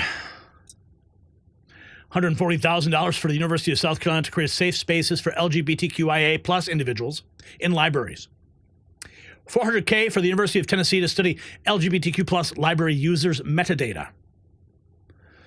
$105,000 to California Association of Museums to address systemic racism in museums. What? Systemic racism in museums? How does that work? I guess we need to find out by spending $105,000. Oh, here's another one. $6.7 million for the California State Library to enhance equitable library programs. $6.7 million. Enhancing equitable. I mean, what is that? What does that mean? $1.5 million to Connecticut State Library System to integrate social justice, diversity, equity, and inclusion into their daily work in Connecticut. Integrate social justice, diversity, equity, inclusion into their daily work. Well, that's all gone, thank God. But that $1.7 million toilet's still there. Here's a contract update from Doge. Today, agencies terminated 63 wasteful contracts with a ceiling value of $124 million and savings of $39 million, including $1.25 million HHS Gov marketing consultant contract for Google AdWords management and $1.9 million State Department consulting contract for global advisory and support services for the Republic of Palau in the Micronesia region. What the? 1.9 million consulting. I'm losing my freaking mind reading this stuff. Folks, we need to get a hey, hold on. Yeah. Joe, Yeah, we need to figure this out. Yeah, the Republic of Palau. Yeah, over in Micronesia. And we got to figure this thing out. We need to figure out the support services there. Global advisory. It's top priority. What the fuck? Oh, man. Okay, here's the receipt. You want to see it? There it is. Bye. Bye-bye. Bye-bye. Flush that down your $101.7 million toilet in San Francisco. The people calling Elon stupid thought this guy was a genius. The left preys on the feeble-minded to do their bidding, and this is proof. What is this? Out of that, if it happens. Is the stock market crashing? I'd say looks about it pretty much, in my opinion. And we want Tesla stock to crash, right? I'll smile at that if it happens. You'll smile at that? That's okay. It's not good for our economy if it crashes, right? I guess maybe. Assume it. I don't know. I think I'm good. Thanks for. Yeah, I think I'm good. I think I'm going to walk away from this interview. How could anyone be protesting against Doge? Congress members' wealth caught stock trading. Uh-oh. Quote. Meanwhile, Doge may have just found their next target. Elon Musk says he's now focusing on members of Congress who became, quote, strangely wealthy while in Congress. Breaking news, guys. Elon Musk and the Doge community just locked eyes on Capitol Hill, and the target, strangely wealthy members of Congress who somehow turned six-figure salaries into multi-million-dollar fortunes. And yes, Nancy Pelosi is right in the spotlight. Of Apple stock, and on the same day, he also sold $5 million worth of artificial intelligence computer chip maker NVIDIA. Stock was 138, so Pelosi sells $5 million worth of stock. Today, less than a month later, it's closed at 118, a 13% drop since Pelosi unloaded. Now, here's where it gets tricky. Apparently, these... Wow, guys. Wow. We're talking about stock trades that are just so perfectly timed. It's almost like she's got a crystal ball or maybe even a seat in the back room where the real decisions get made, right? So, guys, in this video, we're going to be exposing the trades, the timelines, the massive money moves that Nancy Pelosi and others have made while you were busy paying taxes and trusting the system like we were some suckers, right? Anyway, guys, stay tuned because later in this video... Actually, we have we did an interview with Ross Gibbons on this topic. Maybe he'll come back, take a look, and he explains it in very clear English. And because what they're doing is clearly unethical, but there is public record of it. You can actually track their stock trades and mirror them and make the same money. I mean, if they're doing it, you might as well try to find a way to capitalize on it. Until they arrest them all. Here's unusual Wales. Fox, Elon Musk took a shot at you on X, and he's going against the administration with respect to tariffs. Is there a rift? Let's check this out. To that car from Can we go back to Elon Musk for a second? Because I'm glad that you brought that up. He also took a shot at you personally on X, and he's going against the administration with respect to the tariff policy. The president has said in the coming months he may leave the administration. Peter, is there a rift internally? No, I mean, look, Elon, when he's in his Doge lane is great, but we understand what's going on here. We just have to understand. Elon sells cars. And he's in Texas assembling cars that have big parts of that car from Mexico, China. The batteries come from Japan or China. The electronics come from Taiwan. And he's simply protecting his own interests, as any business person would do. We're more concerned about Detroit building Cadillacs with American engines. And that's what this is all about. So it's fine. There's no riff here. Look, Elon. Can we go back to... Elon's going to do what Elon's going to do. Sure, he's going to protect his interests. And if Elon's against the tariffs, so be it. Trump's going to do what Trump's going to do. Here is Elon outing so much of their lies and theft, but liberal voters won't look at the truth. So this brilliant person just put it in the most simple terms possible as to why the Democrats hate him and want him to stop. Watch this. They hate me because Doge is being effective. The single biggest thing that they're worried about is Doge is going to turn off fraudulent payments of entitlements. I mean, everything from Social Security, Medicare, unemployment, disability, turn them off to illegals.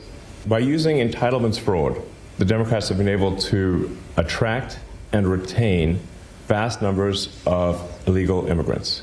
And buy voters. And buy voters, exactly. They basically bring in, 10, 20 million people who are beholden to the Democrats for government handouts and will vote overwhelmingly Democrat, as has been demonstrated in California. And America will be permanent, deep blue socialist state. And that's been the plan all along. And now that spigot is being turned off. Elon supporters, check this out. They had a Tesla light show during the protests. Have you guys ever seen these before? Now, this is all synced to music, but somehow these Tesla cars can synchronize themselves in like this light array to music. Now, it doesn't look as impressive at the ground level, but I've seen drone videos of this. It's absolutely amazing. So as all these people are protesting Tesla and Doge and firebombing Tesla facilities and acting a fool with Soros money, Tesla supporters are out there in force. Yeah, good for them. What's this? Just as I was dismantling a corrupt government agency in Washington, a blue-haired liberal employee ran up to me and shouted, "Mr. Musk, you're going to have to get comfortable with calling me the right pronouns or you'll have trouble." Wow, these liberals. To her surprise, I calmly smiled. "All right, dear miss, what are your pronouns then?"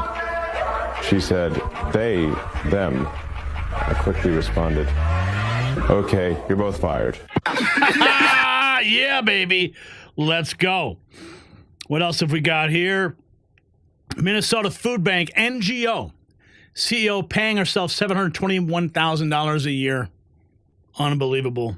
Out to poor people. This woman was paying herself $700,000 a year running a nonprofit food bank. So she was just taking donor and taxpayer money, buying food and handing it out to poor people, and somehow that was worth $750,000 a year. She wasn't running a regular company where you have to compete with the market and there's pressure from shareholders or anything. She's just giving out free stuff. This is a common tactic for Democrats. They create and exaggerate social problems, then convince people that the government can solve them, which it most likely and often cannot. After they've allocated taxpayer funds to the problem, they insert themselves right in the gravy train and extract wealth off of it and make themselves personally rich. This is what Elon Musk is eliminating at the federal level, but unfortunately it's going on everywhere. And it's all going to stop. So what Doge reveals isn't just wasteful spending, it's systemic corruption, so deeply embedded that it's treated as normal. They canceled $25 million in wasteful DEI grants, including $265 to study why biopic teens read Japanese comic books, $250,000 for LGBTQ plus historical markers across Ohio. They terminated 63 contracts with $124 million, including $1.25 million HHS contract for Google AdWords management. This is not government. It's organized theft, a massive laundering operation where taxpayer dollars vanish into the labyrinth of nonprofits, consultants, and slush funds. The system isn't broken. It's functioning exactly as it's designed to funnel your money into connected hands while delivering nothing of value. And the perpetrators, they're terrified of exposure. So here's my question. How much more corruption will Doge uncover? And will anyone actually face consequences for these financial crimes? It's time for the perp walks to begin. Make sure you hit our merch shop. Join the MAG Avengers. Elon Musk, Ron Paul, right there, up at the top Up right there. Yeah, there's Mega Avengers. Boom. Shop.nexusnetwork.com. All right, let's see what's going on here, folks. Whoa, hey, we just cracked $59 in super chats. Where are we at here? Tony, $5. Hope this helps. Tom B420 dropping another 5 as well. Thank you. Vanessa Williams dropping 5. Thank you, Vanessa. Heather Reeve. £2 sterling. Roaring Lion dropping a super sticker for $4.99. Craig has gifted 1 Next News membership, and Kaylee C was the recipient. Mr. Ballbag, here's a couple of $redos. Australian. Ha! Where's my ball bag? Australian. I don't know. I'm not even going to try. I'm not even going to try. Heather Reeve, my man even loves to hear you say £2 sterling. £2 sterling. Okay, all right, enough of that. We got more to celebrate on this great Monday. Just beginning, friends. Just beginning.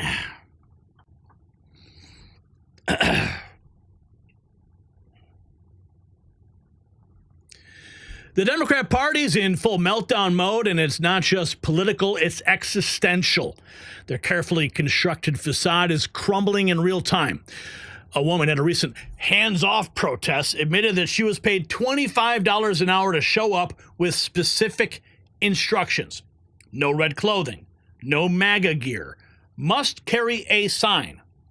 This is not grassroots activism. It's astroturfed theater paid for by dark money groups desperate to create the illusion of opposition.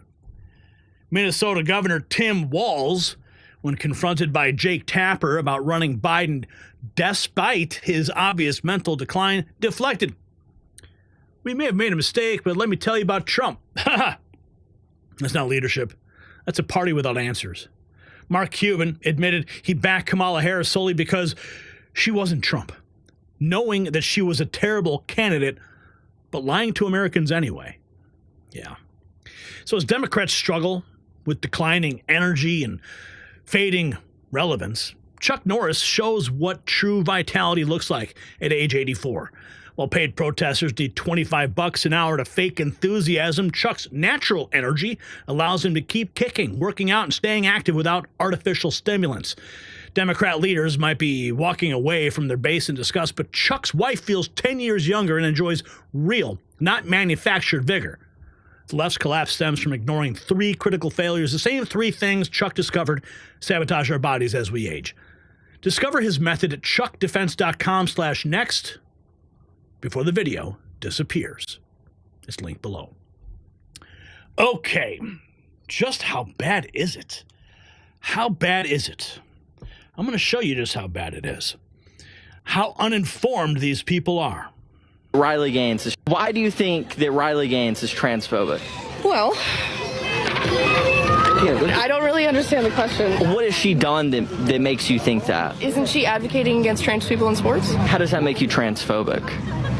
Insinuating that a group of people should not be allowed in locker rooms or polite society, the ultimate conclusion of that is essentially eugenics. Where exactly is she advocating that they go to? Have you ever heard her story about how she was in a locker room and a naked man with a schlong ripped it out into a girl's locker room? And how terrible. And that shouldn't have happened. Absolutely. That's what she's advocating against. Why do you think that Riley Gaines is trans? I don't think that we need to have schlongs in the women's locker rooms.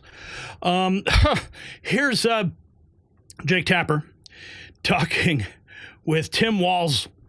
For real-life. That is horrific, but we don't do a good job of telling that. Don't you think your party needs to acknowledge that President Biden was not up for the job of running for re-election and that this was a major mistake by the He made that Democrats? decision. I know, but you all went... He made that decision. Actually, he was pressured.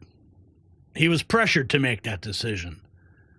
All right, they were going to invoke the 25th Amendment. Obama, Clooney, Pelosi, all behind closed doors. Don't play us for fools, Timmy boy. For the job of running for re-election, and that this was a major mistake by He the made that Democrat- decision. I know, but you all went along with he the made that idea that he was decision. up for it, and he wasn't. And everybody saw it, and the country rejected it. Yeah, well, look, history will tell us to go back on that. That very well could be the case, Jake. What I'm concerned about is learning from those lessons. I would hope we would never do it again, make a mistake, make sure we go through and get someone. But I don't know where it helps us going forward. I certainly am deeply concerned that Donald Trump is going to lead us down a horrific... Look, thank God it's tariffs that he said. Donald Trump listens to no one. Remember, Donald Trump has statements about, I don't think nuclear war would be that bad. I guess we're lucky that he went after tariffs instead of that route. Yeah. We have an issue in this country that is going to impact us. And if there is not a loyal opposition, if there's not some soul searching on our side, if there's not reaching out to those folks who are in the streets, they're leading right now. So quick question. I would tell everybody, you better get with them. Yeah. Quick question. Yeah, sure, Timmy. Sure thing. Here's a woman. She was a paid protester, apparently, at a hands-off protest, and details what she had to do to get paid. Oh, you ready for this? Here's a confession. I was one of the paid protesters at the April 5th liberal protests. And so I just wanted to come on and talk about my experience, what I had to do to get paid, and how much I got paid. So there were two kind of parts to it. The first was obviously just showing up. They gave me like a time and a place and told me to look for a girl with blue hair and a nose ring, which like I thought would be really hard because I thought like everyone was going to look like that. But luckily she was the only one. It was really easy to find her. So yeah, that was good. I checked in. They told you that you couldn't wear anything MAGA. They also asked you not to wear red. So I just wore a black t-shirt and jeans. And yeah, I checked in, and then they said just like go on the march. And then at the end there would be like a questionnaire to answer. Oh, and then the other thing is they said they would pay extra if you brought a sign. So I did bring a sign. Again, same thing, like couldn't be MAGA, had to like be in line with like the liberal agenda. So my sign said, everyone deserves a good education, which like I don't necessarily personally agree with. Like if you're gonna be a server or like a mechanic, like you don't really need an education, but I wanted to fit in. I wanted the money. And I didn't want to like draw attention to myself. So that's what I went with. So anyways, I went on the march, and then at the end I had to check back in, and that's when they gave me the questionnaire. And okay, the interesting thing is like you had to answer the questionnaire as if you were a liberal, and there were right and wrong answers. Like it wasn't just like whatever you thought. Like you could get the questions wrong, and you had to get them right in order to get paid. At this point, I had already invested like 2 hours of my time, so I wanted the money, you know? So the first question, for example, was why do Republicans want more women to stay home and not work and not have jobs? And again, I just kind of like had to put myself in like their mindset. So I wrote basically like if women don't have jobs or job experiences and they have to rely on men financially, and that gives men a lot more control over their lives. For example, like, you know, if like she's in an abusive situation or whatever, she can't really leave, especially if she has kids. She doesn't really have the means to take care of them, and she doesn't have the experience to get a job that could like afford to take care of them. So it just gives like the men a lot more control to kind of do what they want her to do, basically. So that was my answer for the first one, and I got that right. But there were some that I just like didn't really know what they would consider a right answer, you know? So I just asked, I was like, what do I do if I don't know how to answer this? And she said, just like do your best and then come talk to her at the end. So for example, there's one I didn't really know what to say. It was like, what is critical race theory and why should it be taught? And like, what's an example of like something that you could learn from it? And I like didn't know what they wanted the answer to, you know? So I just asked her about that one, and the answer So you guys get the point, right? These people are auditioning for these roles. Here's another one. He's getting paid $25 an hour. Does that sound like an organic grassroots movement to you? And how many like hours? How much you getting an hour? 25 cents. 25, right? We're getting 25 an hour. 25 bucks. Hey, you know what? I would do some crazy shit for 25 bucks. 25 bucks an hour. Who's paying them? Here's Vince Langman. Bill Maher is such a phony hypocrite. He complains about the radical left nonstop, then he goes out and votes for them every time. Yeah, makes no sense. Wokeness may be rebranding itself? What's this from Timcast News? I mean, even at the policy, I think that we'll see woke come out with a new face. I think this is just the beginning. We're only 2 months in. I mean, even at the policy level, I don't even necessarily know if you could say that he defeated them, because a lot of it is these companies are just shifting definitions. They're making their corporate structure around these types of policies even more opaque and hard to define. So it gets reimagined as bridge rather than DEI, things like that. But stuff like this, it's kind of analogous to what's going on in Hollywood, which is Disney is currently under investigation by the FCC because they believe that they're still engaging in these types of racially based DEI policies.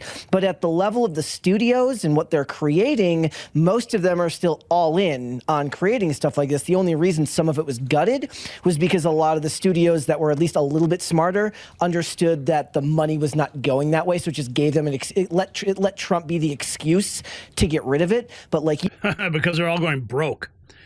Yeah. No Hollywood woke movies for me. Here's Elon Musk 24 hours ago. The problem is the puppet masters, not the puppets, as the latter have no idea why they're even there. So what makes Trump a fascist?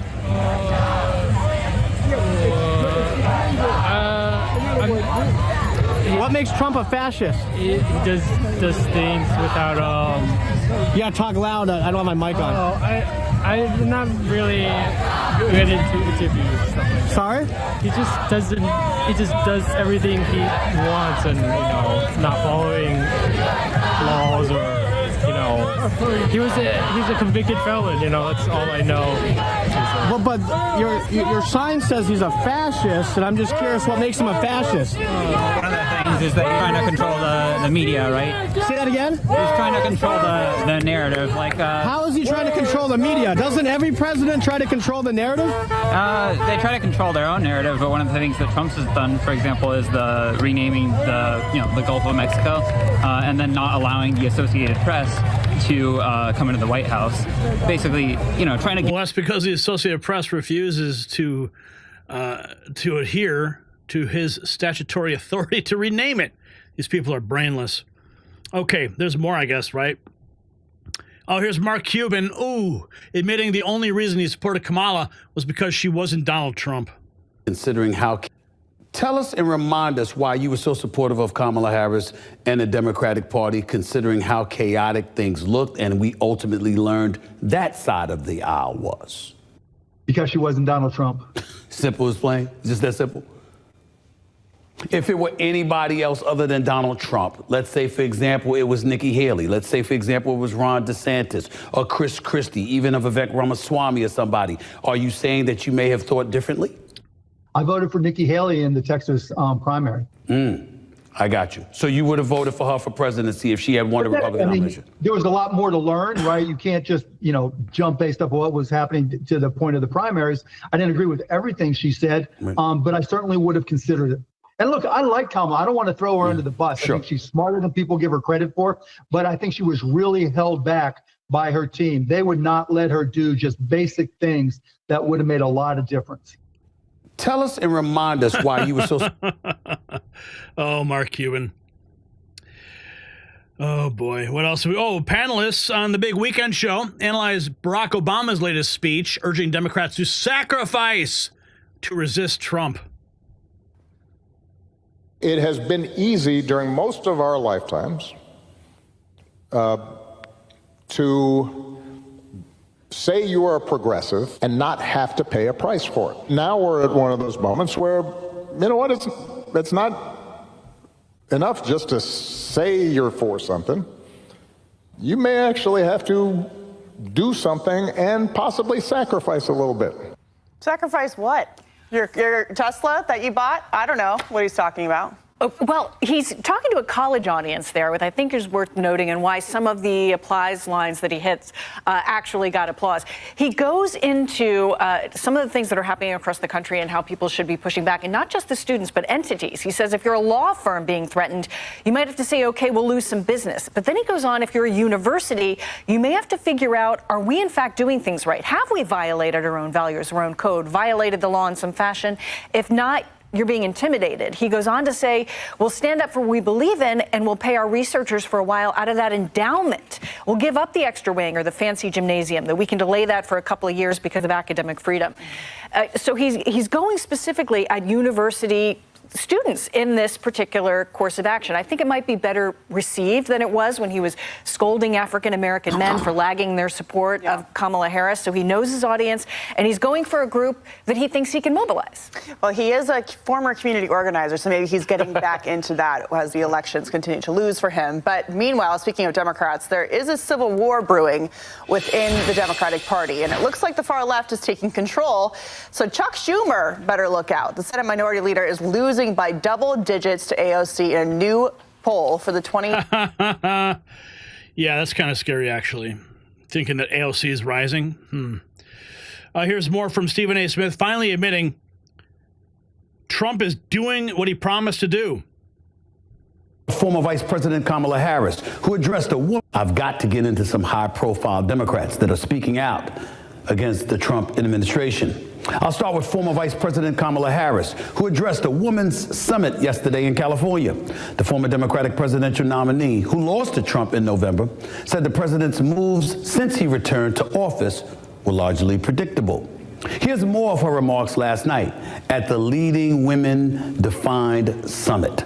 Quote, there were many things we knew were going to happen. I'm not going to say, I told you so. We are seeing people stay quiet. We are seeing organizations stay quiet. We are seeing capitulating to clearly unconstitutional threats. Courage is contagious, end quote. Meanwhile, President Barack Obama also had words for the administration yesterday. Obama said that he doesn't think Trump's new tariff announcement is going to be good for America. He also added that his larger concern is what he described as the White House's infringement of rights. End quote. Yeah, what rights is he talking about? The tariffs are working, buddy. Yeah, keep trying to gaslight us, Obama. We'll keep correcting you. Whoopi Goldberg going nuts after getting exposed by Caroline Leavitt. What? Lies that they have spewed. Realize that tens of millions of Americans do not listen to the lies that they have spewed. These women are completely out of touch with reality. And you're right, ABC should wake up. They just paid $15 million to President Trump's future library. That's a great thing for the American people. Sources say Whoopi turned to her attorney, whispered something inaudible, then dropped her face into her hands. She stayed like that for a long moment. During recess, she wiped away tears. This wasn't the usual unshakable Whoopi. The courtroom saw something different. Someone rattled. And the trial? It's only just begun. No, that's fake news. Don't believe it. I've seen that before. Not sure how that got in here. Here's more liberals blocking the road when then assault a Trump supporter. And then they scream. Oh, boy. Protect the Constitution. Protect the Constitution. Protect the Constitution. Protect the Constitution. Protect the Constitution. 911. Get in the car. We're done. 911. 911. 911. Sir, you're out of your car. You jumped out of your car. You're blocking the traffic. Please go. No, he's going to take off. I got it on camera. Yeah, this is really good for the people of love and compassion. Fuck off. Get the point. I got it on live. I need help in the car. There's a man out here with guns. He's going to jail. Point blank. You guys are blocking the traffic. I tried to circle my block, and you Oh my goodness, man. These people are out of their freaking minds. Stephen Colbert. Uh-oh, what happened here? Stephen Colbert kicked off his late show monologue on Thursday by staring into the camera and pleading with the cabal of financial and government elites who pull the strings behind the scenes to intervene as President Trump announced reciprocal tariffs. Yeah, he was begging for the deep state to take out Trump. Wonder where he's getting his talking points from. So as Colbert opens his monologue, begging the deep state to pull the strings to stop Trump, folks, it's not comedy, it's a confession. Barack Obama is pleading with Democrats to sacrifice to resist Trump, while Bill Maher constantly complains about the radical left and votes for them anyway. Even Stephen A. Smith had to admit Trump is doing exactly what he promised. Meanwhile, Whoopi Goldberg melting down on national television when confronted with facts. Liberals block roads, assault Trump supporters, and then scream when confronted. The entire ecosystem is unraveling. Their policies have failed, their leaders are compromised, their media shield is cracking, and their base sees the truth. So here's what everybody's wondering. If Democrats need to pay people to protest and lie about economic success, do they have any genuine support left among working Americans? Drop a comment below. Make a statement with a Next News t-shirt or hat, available now in our merch shop, shop.nextnewsnetwork.com. Okay, let's see. Is this the button? Does this work? Let's see. Is this the button? Is this the button? There it is. We got the White House back. What's up? There it is, the glorious White House on screen for everyone to see. Okay, we got our buttons working. These were, for some reason, they weren't working for a while, but now they are back. There's the White House, a live view right now. Okay, and how do I click it back, Brian? I forget the button. Which button do I press to jump out of this? I forgot which one it is too. Maybe it's this one. Oh, okay, so this one and this one. All right. Okay. All right, yeah. We're still learning how to work all the electronical gadgets here with the Next News Network. Okay, let's see what else have we got on the docket this evening. Yes, where we're going to 6. Yes. Okay.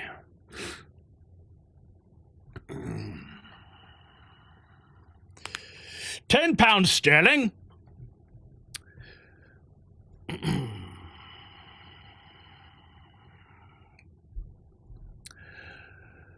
President Trump and Prime Minister Netanyahu just rewrote the rule book on international relations.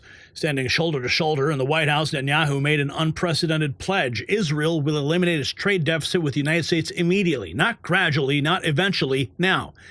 This isn't just diplomacy, it's a revolutionary approach to alliance building based on fair trade, not just military cooperation. We intend to do it very quickly. That's what he declared. It's the right thing to do, and I think Israel can serve as a model for many countries who ought to follow. This is the new template. Allies who don't just expect American protection but contribute fairly to the economic relationship. As Trump affirmed, we are a friend of Israel, and it's an honor to be so. This isn't just rhetoric, it's the dawn of reciprocal alliances. Now, as Trump and Netanyahu are building a healthier relationship between our nations, it's time to build a healthier relationship with your cardiovascular system. Nearly half of American adults have high blood pressure, but only 1 in 4 has it under control, much like our international relationships before Trump took office. This triple action formula with white mulberry leaf and cinnamon bark doesn't just manage blood pressure, it balances multiple systems simultaneously, just like Trump's approach to international relations balances trade and security concerns. Why settle for imbalanced relationships when better options exist? Visit boostwithgary.com for 40% off during this new partnership celebration. Link below.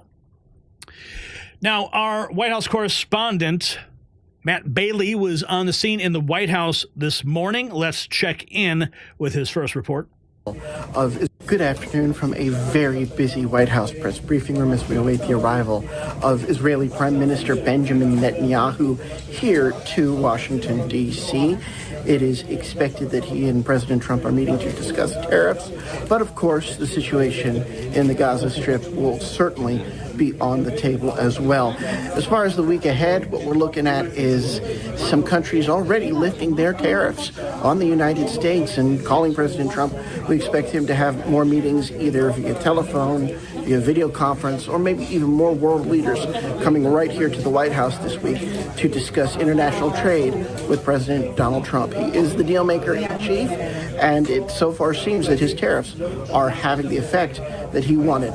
Stay tuned right here to Next News Network for more. In Washington, I'm Matt Bailey, and I'll have more for you throughout the day. Good afternoon. Thank you for that, Matt. And then he filed this one just a little while later. In the Oval Office, Matt Bailey here on the north lawn of the White House, just outside the West Wing, where in the Oval Office, President Donald Trump and Israeli Prime Minister Netanyahu are meeting, talking about trade, and Prime Minister Netanyahu already broke news promising to eliminate the U.S.-Israel trade deficit and promising to work with Trump Middle East envoy Steve Witkoff to reach another ceasefire with Hamas, and also saying that the two countries, United States and Israel, are aligned in making sure Iran does not achieve a nuclear weapon.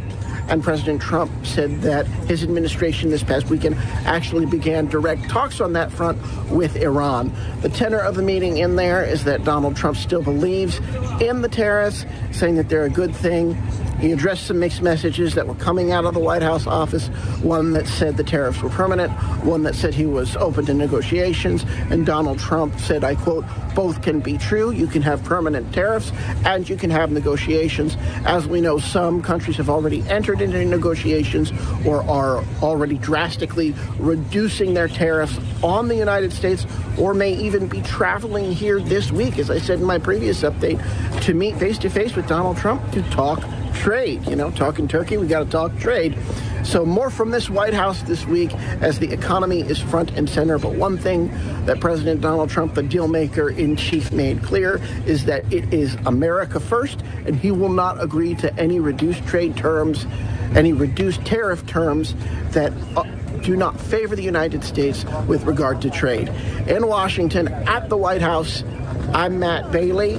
Gary Franchi is at the Next News Network headquarters, and we will have more for you as these stories, all of this, continues to develop from D.C. Thank you for that, Matt. Let's continue and take a look at what's going on. Okay, so here is when when Netanyahu arrived at the West Wing. President Trump welcoming him, and no, he didn't get kicked out like Zelensky did. Here's some more from the Oval Office. Let's listen. Thank you very much. It's an honor to have a very special person. I've dealt with him for a long time, Benjamin Netanyahu, Prime Minister of Israel. And we had lunch together. We had meetings together. Staff. And I think we've come up to some pretty good solutions and conclusions. And we'll be working a little bit after this. And then I assume you're going back home. Yes, sir. This is a quick stop, in and out. But we appreciate you being here. And we are a friend of Israel, as you know. I would say that I'm by far the best president that Israel has ever even thought of seeing. And it's an honor to be so, and to be so thought of. Many friends in Israel. They are not in an easy area. It doesn't go easy, but we are helping them. And likewise, they've been helping us very much. And so we'll see how it all works out. But we had great discussions today, I think, on the obvious subject of Iran, and also the less obvious subject with respect to Israel, and that's trade. And I think the Prime Minister is going to tell you a little bit about trade and what they're doing for the United States. So I want to thank you all for being here. Thank you very much. And thank you. Benjamin, thank you very much. Thank you. Now, they initially had a full press conference scheduled. It was going to be in the East Wing, but something happened and they canceled it. We were getting ready to go into the East Wing. We were registered to attend, and then it was abruptly canceled, and they just did the Oval Office spray, as you're seeing here. Here's more from Netanyahu in the Oval Office with Trump. Also eliminate. I can tell you that I said to the president a very simple thing. We will eliminate the trade deficit with the United States. We intend to do it very quickly. We think it's the right thing to do. And we're going to also eliminate trade barriers, a variety of trade barriers that have been put up unnecessarily. And I think Israel can serve as a model for many countries who ought to do the same. I recognize the position of the United States. It says, we're allowing other countries to put tariffs on us, but we don't put tariffs on them. And, I'm a free trade champion, and free trade has to be fair trade. And I think that's basically the position that you have put forward, Mr. President. We are going to eliminate the tariffs, and rapidly. Eliminate the tariffs rapidly. Let's keep going. We've got more from the Oval Office. We're having direct talks with Iran, President Trump says. They've started. We're having direct talks with Iran, and they've started. It'll go on Saturday. We have a very big meeting, and we'll see what can happen. And I think everybody agrees that doing a deal would be preferable to doing the obvious. And the obvious is not something that I want to be involved with, or frankly, that Israel wants to be involved with if they can avoid it. So we're going to see if we can avoid it. But it's getting to be very dangerous territory. And hopefully those talks will be successful. And I think it would be in Iran's best interest if they are successful. We hope that's going to happen. We're having direct talks. Direct talks are happening. Here's more from the president. This is the question that was asked. Would you be open to a pause on tariffs? Would you be open to a pause in tariffs to allow for negotiation? Well, we're not looking at that. We have many countries that are coming to negotiate deals with us, and they're going to be fair deals. And in certain cases, they're going to be paying substantial tariffs. There'll be fair deals. As you know, I spoke this morning with the Prime Minister of Japan, and we had a very good conversation. They're coming. And I said, one thing, you're going to have to open up your country, because we sold no cars, like 0 cars in Japan, and they sold millions of cars into our country. They don't really take our agriculture, a little bit of it just to keep us slightly happy, but they don't take what they're supposed to be taking. So we have a great relationship with Japan. We're going to keep it that way, but they're coming in to meet, and other countries are coming in. With China, as you know, against my statement, they put a 34% tariff on above what their ridiculous tariffs were already. And I said, if that tariff isn't removed by tomorrow at 12 o'clock, we're putting a 50% tariff on above the tariffs that we put on. So they've gone for years. They've become a rich country because of people, again, that were in the White House that allowed this to happen. Hundreds of billions of dollars a year they'd make on us on trade, and it shouldn't be that way. And I have a great relationship with President Xi. I hope it's going to stay that way. I have great respect for China, but they can't do this. We're going to have one shot at this, and no other president's going to do this, what I'm doing. And I'll tell you what, it's an honor to do it, because we have been just destroyed, what they've done to our system. You know, we have $36 trillion of debt for a reason. And the reason is that people allowed it to get that way. So we'll be talking to China. We'll be talking to a lot of different countries. And I think, if we can make a really fair deal and a good deal for the United States, not a good deal for others. This is America first. It's now America first.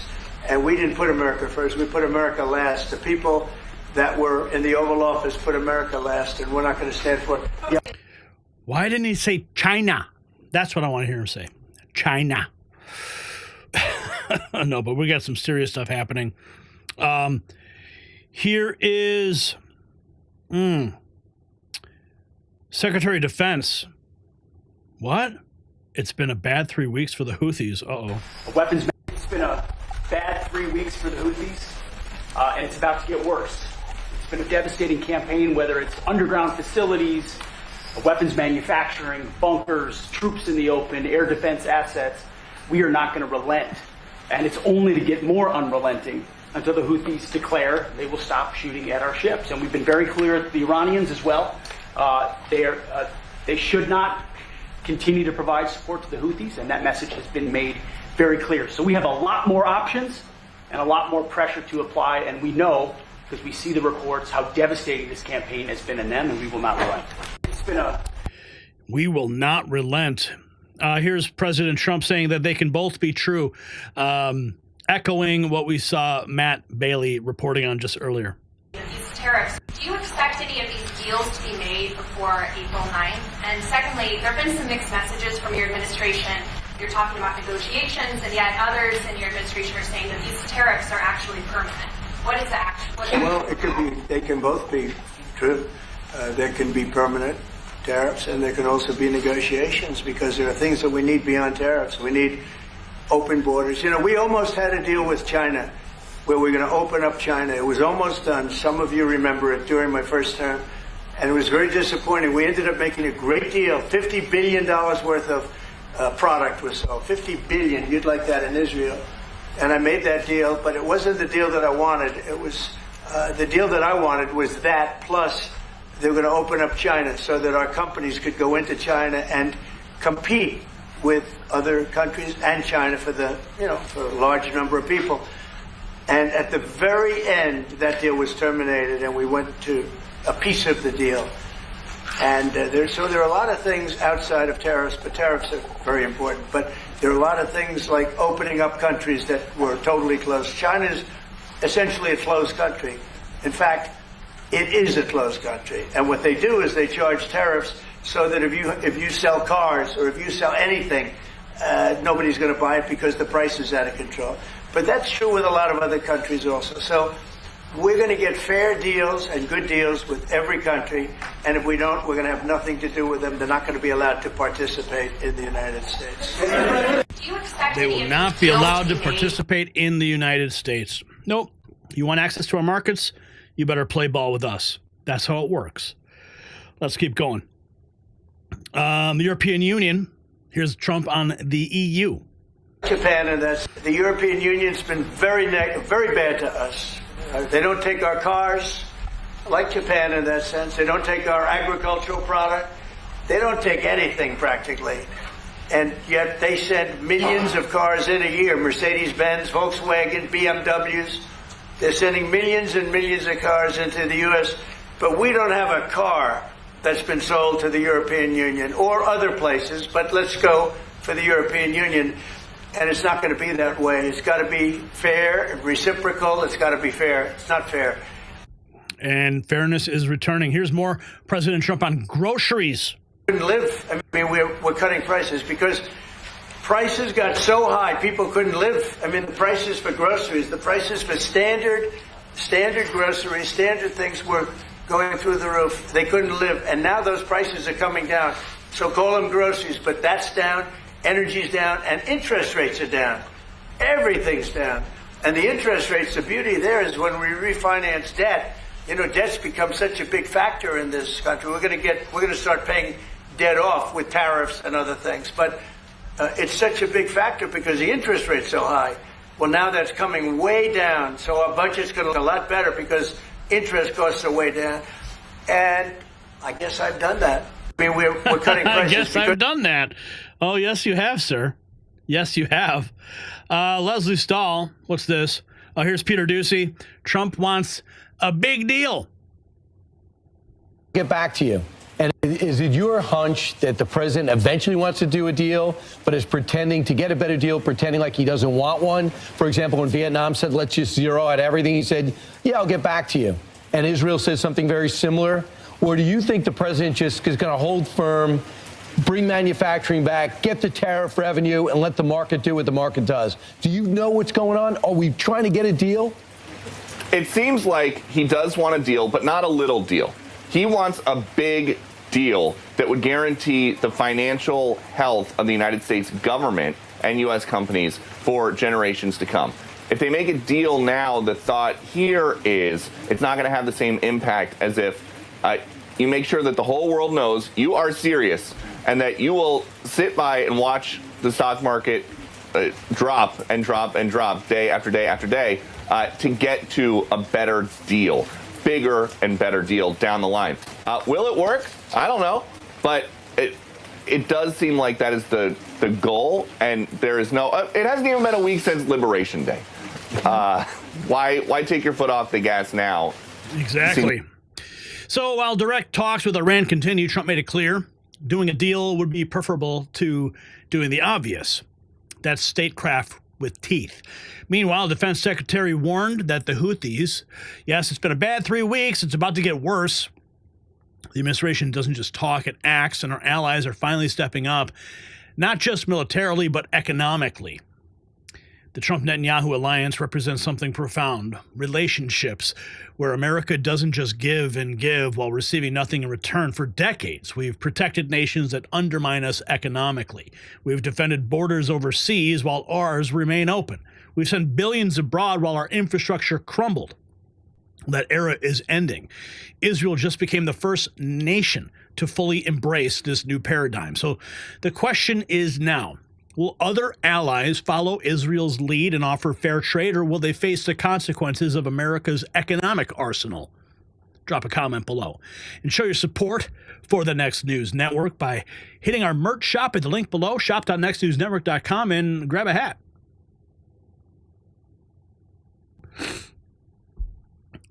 Wilton Holden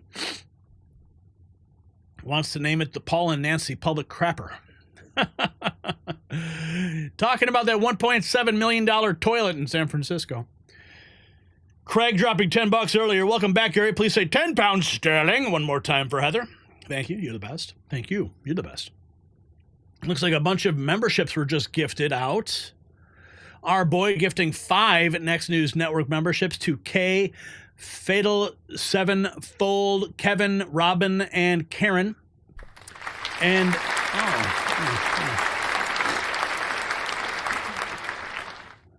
Tom B420 also dropping 5 memberships to Toussaint Lopez, Lynn Sage, Karen, Christopher Charles, and Gail.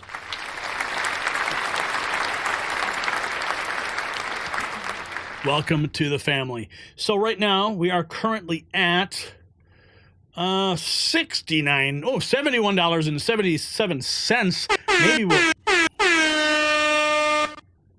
thank you, Brian. Maybe we'll hit $100 today, huh? Maybe I won't be sleeping on the couch tonight. How much did you make on your live stream, Gary? No, Angie's she's very nice to me. She won't make me sleep on the couch. 12 new members also. All right, let's keep going. We got some more news to jump into. Talking about the Department of Education. Yeah, party is over there. Okay.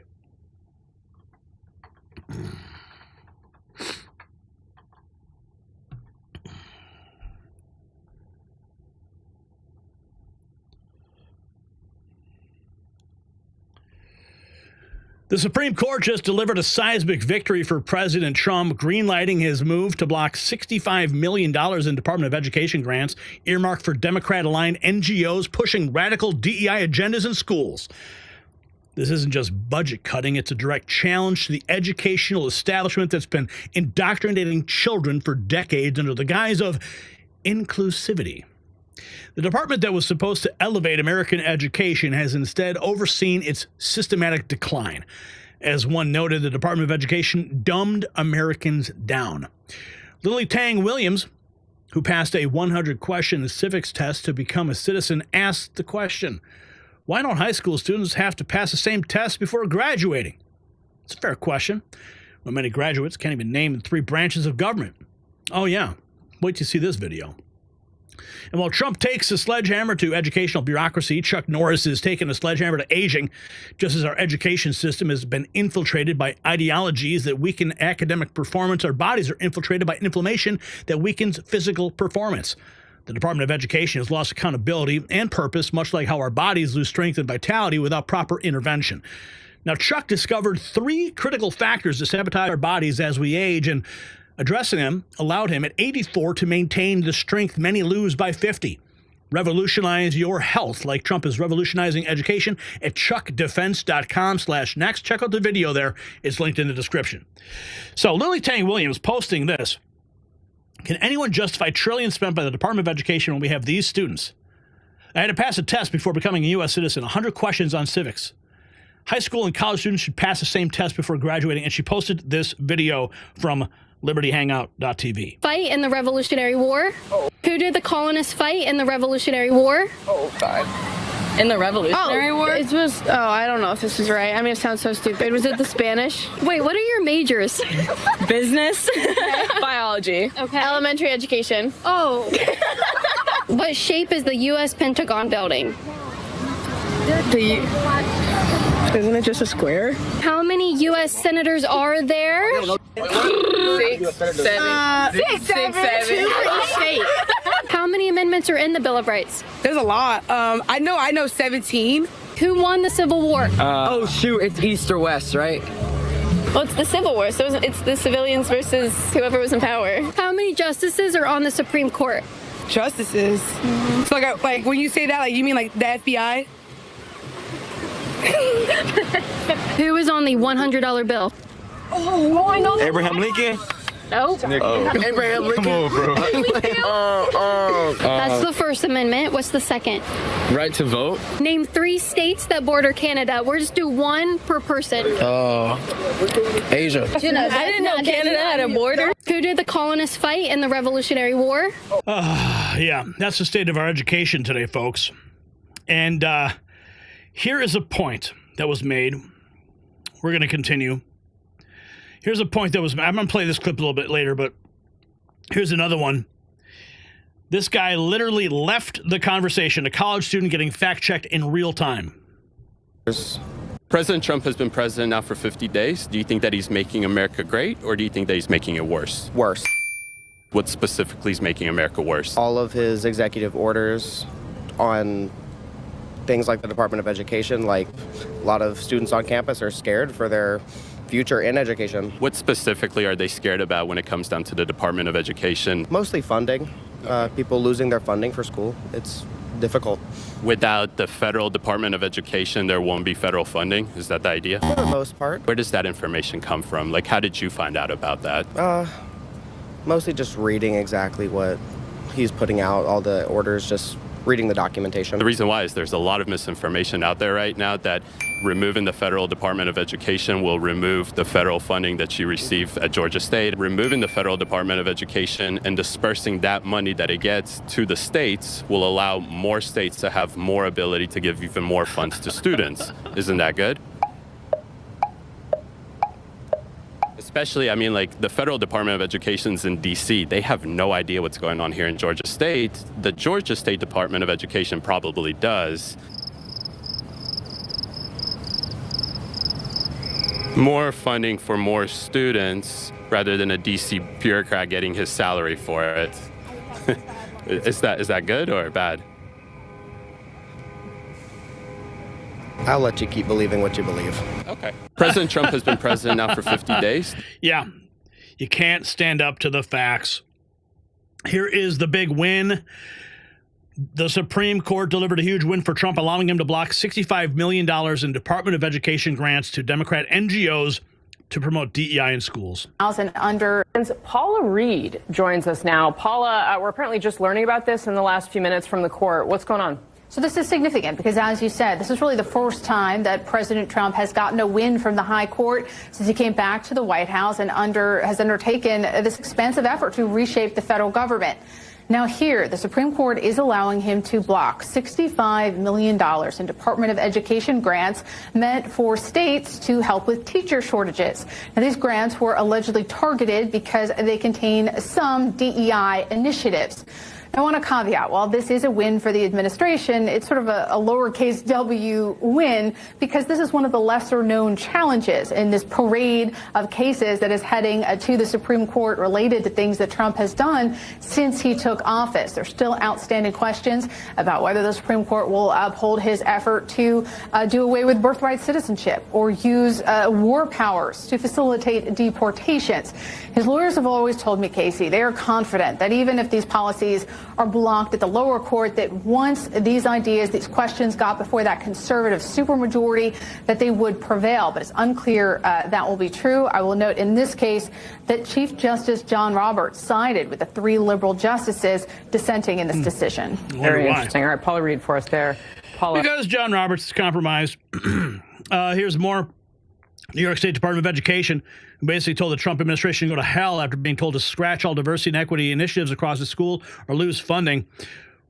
New York warns Trump it will not comply. Oh, good luck with that one. School year 24-25 ends. The Department of Education said on Monday teachers will be granted an uninterrupted and flexible vacation for 30 days without having to deal with school-related tasks over the coming weeks. Okay. And let's see, we're going to get to that one in a second. She's got a lot to say here. Now, there's been an investigation apparently launched into Title IX violations after a Portland public school allowed a male track student athlete to compete in a girls' interscholastic track and field competition March 19th, 2025, and permitting the male athlete to use the girls' locker room while female athletes were changing. The male runner won the gold in girls' varsity 400-meter and 200-meter races. Ada Gallagher, a junior at McDaniel High School, dominated female competitors at the Portland Interscholastic League meet, finishing first in both and setting a season record. Okay, you want to see here's the clip.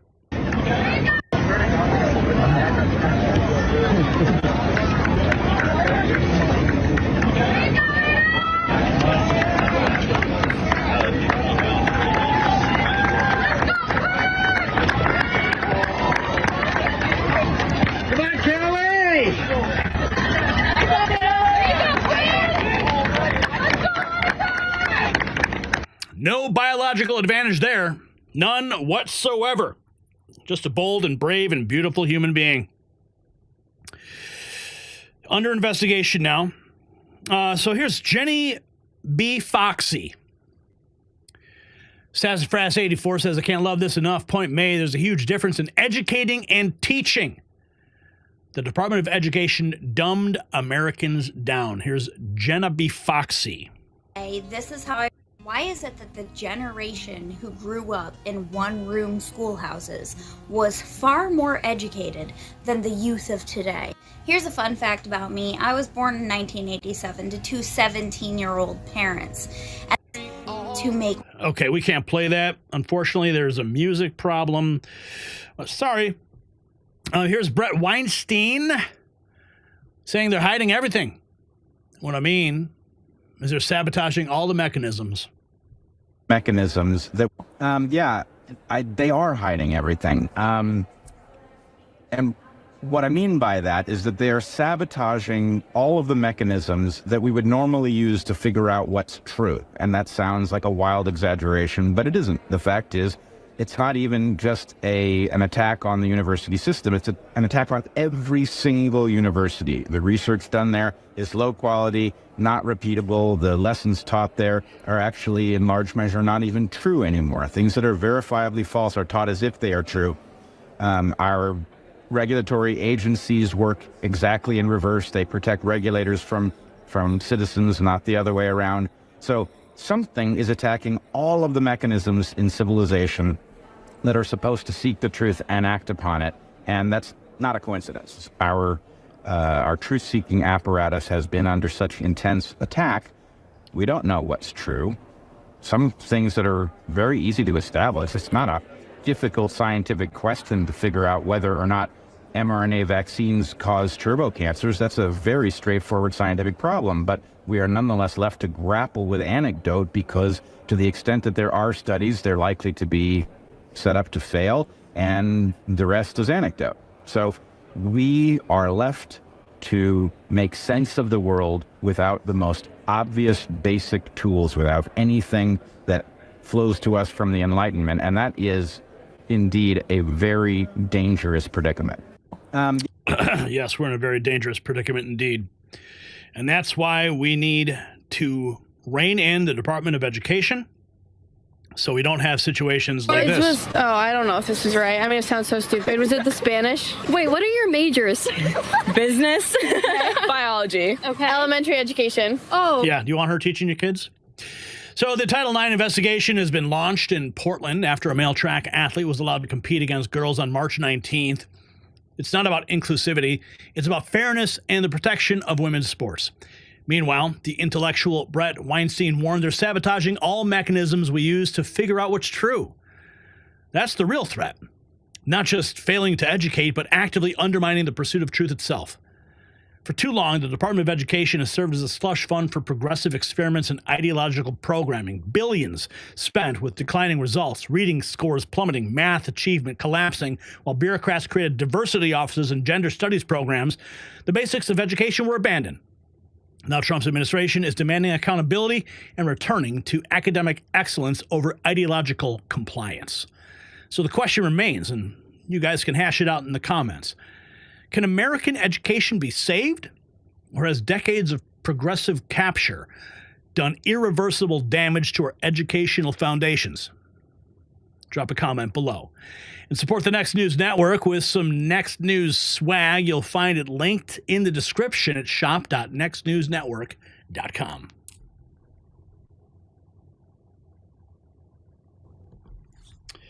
All right, let's go.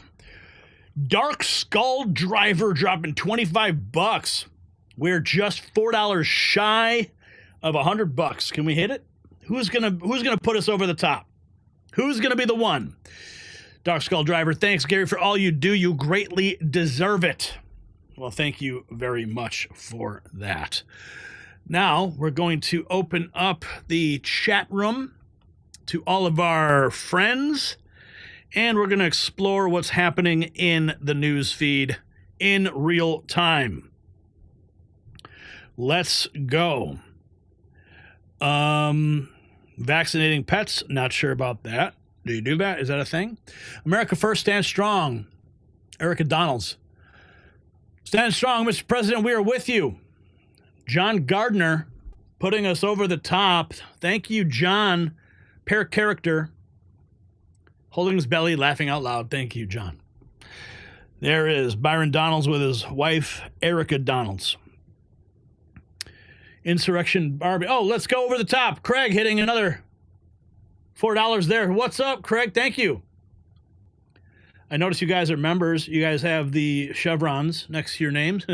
Just wait till you hang out a little bit longer. Wait to see those. Wait till you see what the chevron looks like in a couple months. It's super cool. You guys are gonna look like generals in this chat room. Republicans are weak. They're spineless. That's why right now they are planning to take legal action to stop President Trump from enacting his tariff agenda. When push comes to shove, they're weak, spineless cowards. That's right. I agree with that. Amy Coney Barrett is a Democrat. What's this? Ian Yeager giving Trump the evil eye, it appears. Trump hints, 1 minute ago, One American News, Trump hints at important meeting with Iran on Saturday following discussion with Netanyahu. What else is going on? Trolling libs in my favorite shirt. This is MAGA country. Love it. This is the big news that just came out. Supreme Court rules 5-4 vote. President Trump has the power to enact the Alien Enemies Act of 1798 to deport illegal gang members from the United States. Let's go. Clown World posting. When I say extra rice, that's what I mean. You want rice? I give you rice. Much rice. Hello. Hello. Okay. UK police arresting 30 people daily for offensive online posts. Oh, Steven, what's up? You got a cool idea. Let's start doubling donations and see how far it goes. Double dono I'll come back in at 20. Right on, Stephen. Thank you for that. We're $110.77. Super chat. Let's see. Nicole Shanahan. To return honor back, we actually have to ban the platform for the time being. It is necessary for civilization. Supreme Court rules. Trump has the authority to use the Alien and Enemies Act. Yes, we just reported that. Amy Coney Barrett chose MS-13 over Americans. Huge disappointment. Why would she do that? And Deb just dropping $4. What's up, Deb? Thank you for that. Super sticker, character with a cup of coffee. Thank you very much. Offering some coffee. Woman calls COVID the Fauci virus in front of Fauci. Oh my. Anthony Fauci, who is a household name here in the United States. Every single American citizen at this point not only knows who Tony Fauci is, but has a decidedly clear opinion. So much so that his opponents are now calling COVID the Fauci virus. And Jennifer Dowd. Hello, Oh, yeah. So sad. Fauci belongs in prison. Mm-hmm. That's where he belongs. Okay, what's this? Sound up.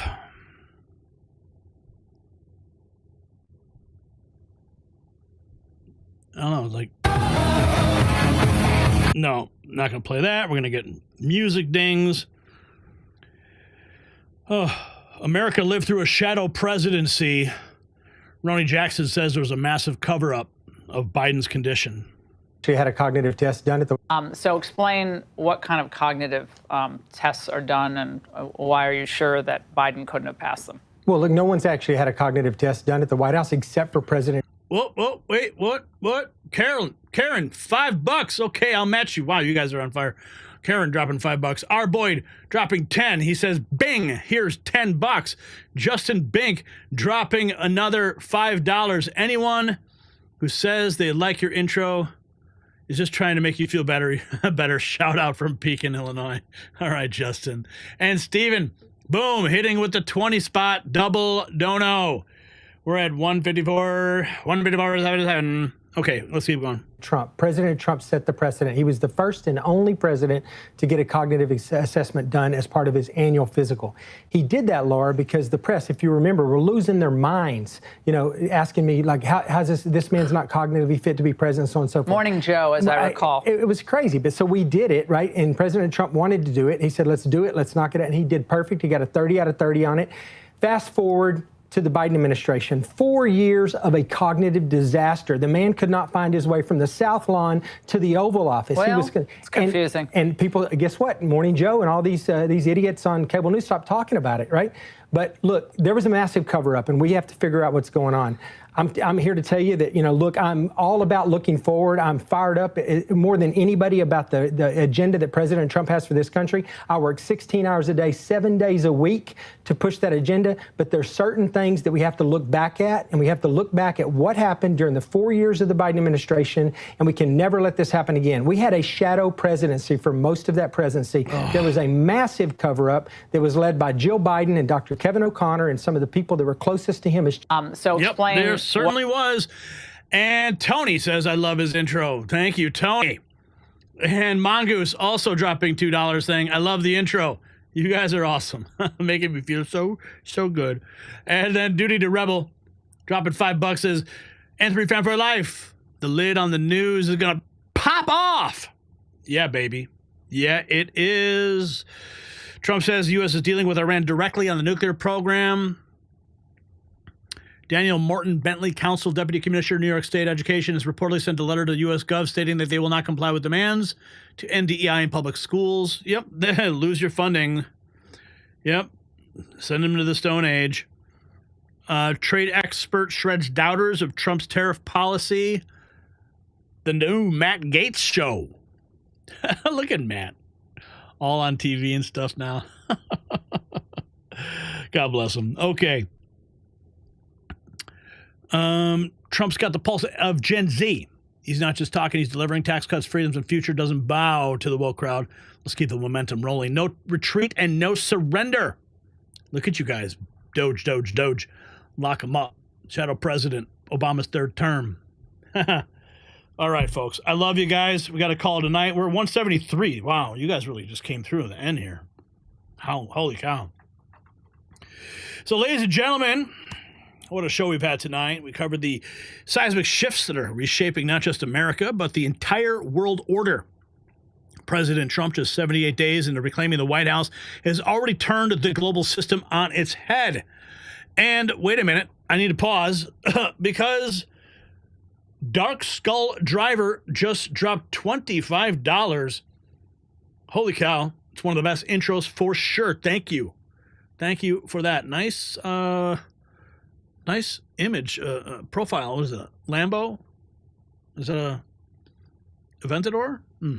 And Lori B has just become a member. What's up, Lori B? We're $2 away from hitting 200. Who wants to put us over the top? So what did we show you tonight? Well, we showed you how the European Union surrendered on tariffs, offering 0 for 0 after months of arrogant posturing. We revealed why global markets are in freefall, not because Trump's policies are failing, but because they're working exactly as intended. This is the medicine America needed after decades of being economically bled. We heard from American ranchers, shrimpers, factory owners who are finally seeing light at the end of the tunnel.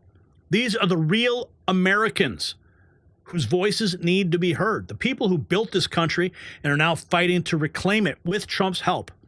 We exposed Doge's latest bombshells, from $721,000 food bank CEO salaries to $1 million public toilets to Pelosi's inexplicable fortune. The swamp is being drained and the creatures are not happy about it.